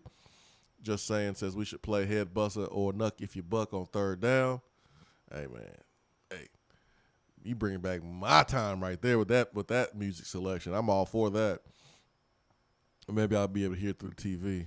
All right, let's get to Turkey Man, who will not be hearing it from TV because he will be right there with great tickets, courtesy of our anonymous donor. Hook Turkey Man up with 2 tickets and a parking pass. Turkey Man, good morning. Yes, sir. Yes, sir. Yes, sir. Hey, what time will the gate open there? And what can you take in? What can't you take in? Do they have seats, back seats, or can you bring a seat? Give me a play-by-play what you can take in, what you can't. I want to get in there early enough. As soon as the gate opens, I like to get in there and watch them warm up. So gates open at 5:30. So 2 hours before kickoff. So it'll be open. The man can get in there anywhere 5:30 on. Yes. Correct? Yep, 5:30 on. Turkey Man, you can bring a small clutch purse, no larger than 4.5 inches by 6.5 inches. So if you want to, if you want to bring a clutch purse, listen, I'm not judging. I ain't trying to get counsel. If you want to do that, you can do that. It's your free word. You can do that. Empty, clear water bottles. You can bring your cell phone. Binoculars without a case, but you won't need that because you got good seats. Mm-hmm. Seat cushions without arms of pockets. So, you can bring a seat cushion if you want to bring that. Radios with headsets. So you can do that if you want to listen to the game. While being at the game, you can do that. I saw a guy last week that was doing that. It's actually the guy that was sitting in my lap, man. I guess we were dating during the game. So you can do that. You can bring. Let's see. What here. were you wanting to bring, Turkey Hold Man? on. Let me finish. This is important. You can bring diapers and non-medically essential necessary items for babies, young children, and must be carried in a clear bag. Also, limited use of cameras. Game action may not be filmed. Consideration of other spectators is expected. So, those are things you can bring, Turkey Man. Like Ben just asked, what are you trying to bring, Turkey Man? Well, I get my adult diapers. I can do that. Okay. I can bring those if I need them. Let's see. I wondered about some of those seats has got back seats in, and I know what you got to do to get one of those. You got to pay for them. Okay. And I think that's for ticket donation sizes, and so like all of those seats don't have those. That's okay. Yeah, so that's why you might want to just bring it on, because I'm not sure if those seats have those or not already. I doubt it. Well, I didn't know. I seen pictures. Some of them had it look like, but I couldn't tell. Yeah, just bring it on, Turkey Man. Bring it on. Make sure you bring your ID too, because they will card you at the beer stand. I won't be doing that no more. Oh, you won't? Nope. I did away with that about 3 years ago. Just some of the things that I felt I needed to do, so I did. Man, that's good. That's good, man. All right, there'll be a lot of people drinking for you this weekend, man, Turkey Man. The most important thing, Turkey Man, you got to bring a clear bag. Can't bring a camo black, Turkey Man. Yeah. Can't bring no hunting bag. It won't actually blend in. I know it's camo. It won't actually blend in. You have if you do bring a bag, it has to be a clear bag, and it has to be a certain size, no larger than 12 by 6 or 6 by 12. What about a raincoat? It has to be clear. You can bring a rain jacket, I think. You can wear any color rain jacket you want. Okay. The only thing about this is I was checking. I'm white. Huh? I got to wear white. Oh yeah, okay. I thought you said I'm white. Okay. I was like, yeah, Turkey Man, I know. I saw you yesterday. I know that, but I'm white. See, I've been black last week back then. Yeah, but I'm white. Yeah. Okay. Yeah. But what I was thinking about, I was going to try to find me a white camouflage shirt. How's Snow possible? camo. That'd be white. It'd show white. But then nobody would be able to see where you are. Yeah, they would. I'd be camouflaged, wouldn't I? Exactly. So nobody would be able to see you. Yeah, you blend in in too too much, if I come in white, then I'd be camouflaged, wouldn't I? Mm-hmm. Well, guys, I appreciate it. I'm excited, as you can tell. I'm excited. I really am. My son-in-law, he is just plumb giddy. Hey, another question. If something I don't know, but they shoot fireworks every time we score a touchdown. Now, if does it go off right as soon as they score a touchdown, or making sure that they don't call no as soon as they score a touchdown. So if it goes to the booth and it's not no good, then they just shot it for nothing. But if it's good, then they shoot it again. I don't know. I don't think we've seen that this year. They'll shoot it again. They'll shoot it again. So, load the cannon and shoot it again. That's right. Fireworks. Yeah, well, it's the same thing. It's far off. I guess that's about it. I am excited and appreciate it, Swain. You almost made me feel sad there, talking you didn't have no ticket. I almost for a second said, I'll give you back your ticket. And No, man. They're your tickets. They never were my tickets in the first place, so they're your tickets, man. They're for you. Whoever.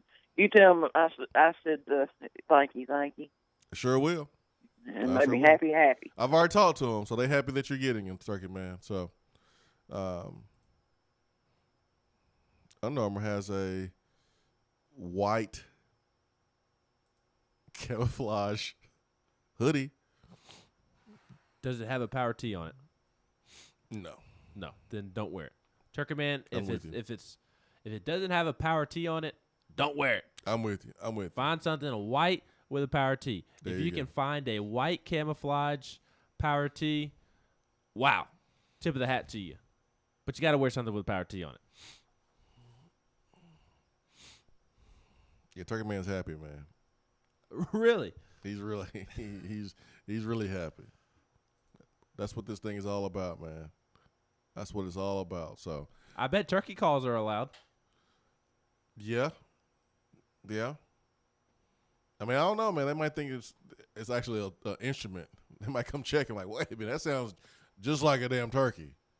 When we start allowing people to bring in, turkey, what are those things called? Turkey call? Like the actual physical piece that you use to make the call. It's called a turkey call? Yeah. Oh, okay. Anyways, 865-255-03. Low T Center offering monitored self-inject at-home testosterone treatments, providing convenience and additional health monitoring measures for your safety, including a take-home blood pressure monitoring cuff. The self-inject at-home treatments are just $155 a month for self-pay or covered by most health insurance. So if you're feeling tired, you're feeling grumpy, you've noticed a lack of energy, loss of muscle mass, these could all be signs of low testosterone. So Low T Center provides a really, really simple and easy way to get your numbers checked, following strict medical guidelines for your health and your safety. Get your levels checked. It's quick and easy. LowTCenter.com, reinventing men's healthcare. All right, who's on the phone? Who's on the phone? Read Rodney's message on the text box as we go to it's third one down as we go to Dave Tona.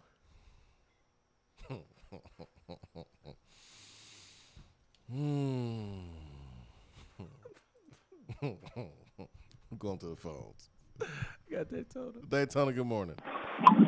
Good morning. What did Rodney text? We can't share that on the air, sir. Oh, so this is just really quick and simple. Does Turkey Man know what section he's sitting in? Are they doing the checker kneeling? Yeah. What color he's in? White. Okay. All right. I didn't catch that, so I just wanted to make sure he knew. That's why he was asking about the white camouflage. Yeah, okay. Yeah, he's wearing white. My bad. I didn't hear. And Rodney did say, don't make Turkey Man look like he's going to a meeting. I let y'all put two and two together. So just wear a white polo or white T-shirt, Turkey Man, with a Power T logo on it. You should be okay. I think Turkey Man should show up in a wife beater. No. Yes. No. Yes. No, sir. Why not? What's wrong with Turkey Man showing up in a Turkey wife Man beater? he'll need to bring out the gun show. You can't bring guns to the football game, Ben. You don't want Turkey Man showing off his taco meat? I don't want to do that, man. So you need to wear a real shirt, a full whole shirt. But yeah, Turkey Man's wearing white, and happy for Turkey Man. Happy for Turkey Man. I really am. He's gonna have an unbelievable experience. I just need for him when he takes a picture. I just need him to focus his phone a little bit better and zoom in. I was like, Turkey Man, how'd you take that picture, man? The last time we went with TC. So Turkey Man be right there where team comes out of the tunnel and runs through the tee. So he'll have a perfect view. Hopefully he takes a picture of that and capture that moment. Hey, man, it's already time to go. Turkey Man should paint himself white. So I guess he can be shirtless and just have white body paint with a big old Power T on his chest. That's what he should do. I had no comment. That's what he should do. So what color are you going to wear to the game? I don't have tickets, man. I don't know. What if I like somehow magically get tickets and I'm in the orange section and I wear white, or I'm in the white section and I wear orange? I'm going to stand out like a sore thumb. Actually, you really don't look that bad. unless someone zooms in on you and go, hey, man, look at you. No wonder you was in the principal's office growing up. You can't follow directions. No wonder they had to do Scared Straight with you. I know, right? Yeah, I don't know, man. Don't be that guy. I don't know.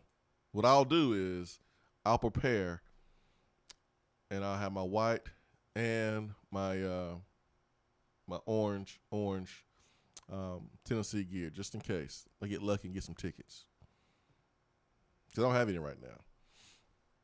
423 Vol says, does Swain really need 2 tickets? If so, let me know. No, I really don't have 2 tickets. I'm not kidding. I don't have any tickets right now. This is the first time this year where I haven't had a plan on Wednesday.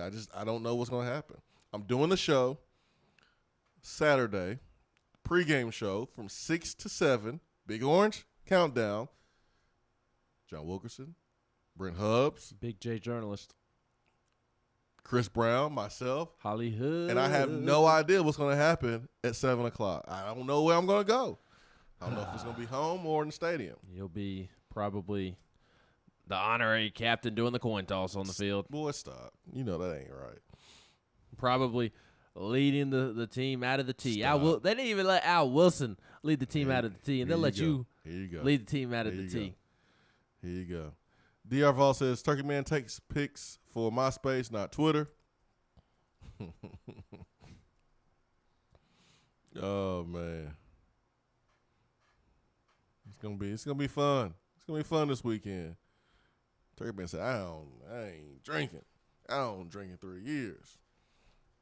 Everyone listening is like, don't worry, Turkey Man. We'll drink enough for you. We got you, Turkey Man. We got you. This is the game where you give out shots at the gate. It's going to be litty. People talking about some, Danny White, let's shake her kneeling. Let's shake her kneeling. Man, forget that. Let's pass out shots at the gate. How much does that cost? Get some of that cheap vodka. How much does that cost? We want folks. Vodka. Give me the whiskey. Well, cheap. Cheap. You can go cheap with vodka. Like super cheap. You can't go cheap this weekend. Nah, man. We got a budget, man. We got a budget. No, Ole Miss weekend. We got a budget, man. Remember, Tony Vitello needs those renovations. You got a budget here. But that's what you should be giving out. Shots. Shots at the gate. Oh, you're saying Tennessee should hand out shots. Yeah. I'm saying like for everybody's individual tailgate, you gotta bring out the best of the best. Whatever your preference is with beer, whiskey, vodka, whatever, you gotta bring out the best of the best this weekend. Absolutely. This is the weekend for your go-to drink. Yeah, for sure, man. Not to be fiddle farting around, trying something new for some noon kickoff against South Carolina or Tennessee Tech. You bring out the good stuff, the stuff that makes hair grow on your chest. Oh, yeah, Ben. Ben's about to bring out the wine coolers this week, baby. Butt chugging. Bring out the wine coolers. Oh, you fraternity boys, this is the week that you better not think about butt chugging. Don't do it. Lane may participate. he might participate. Knowing him, man. All right, y'all have a good Wednesday. Swain Event fueled by Dead End Barbecue. Y'all have a great time, great day. Be back tomorrow, 7 a.m. For Ben McKee and Jason Swain. Peace and love. We are out, except for Lane Kiffin.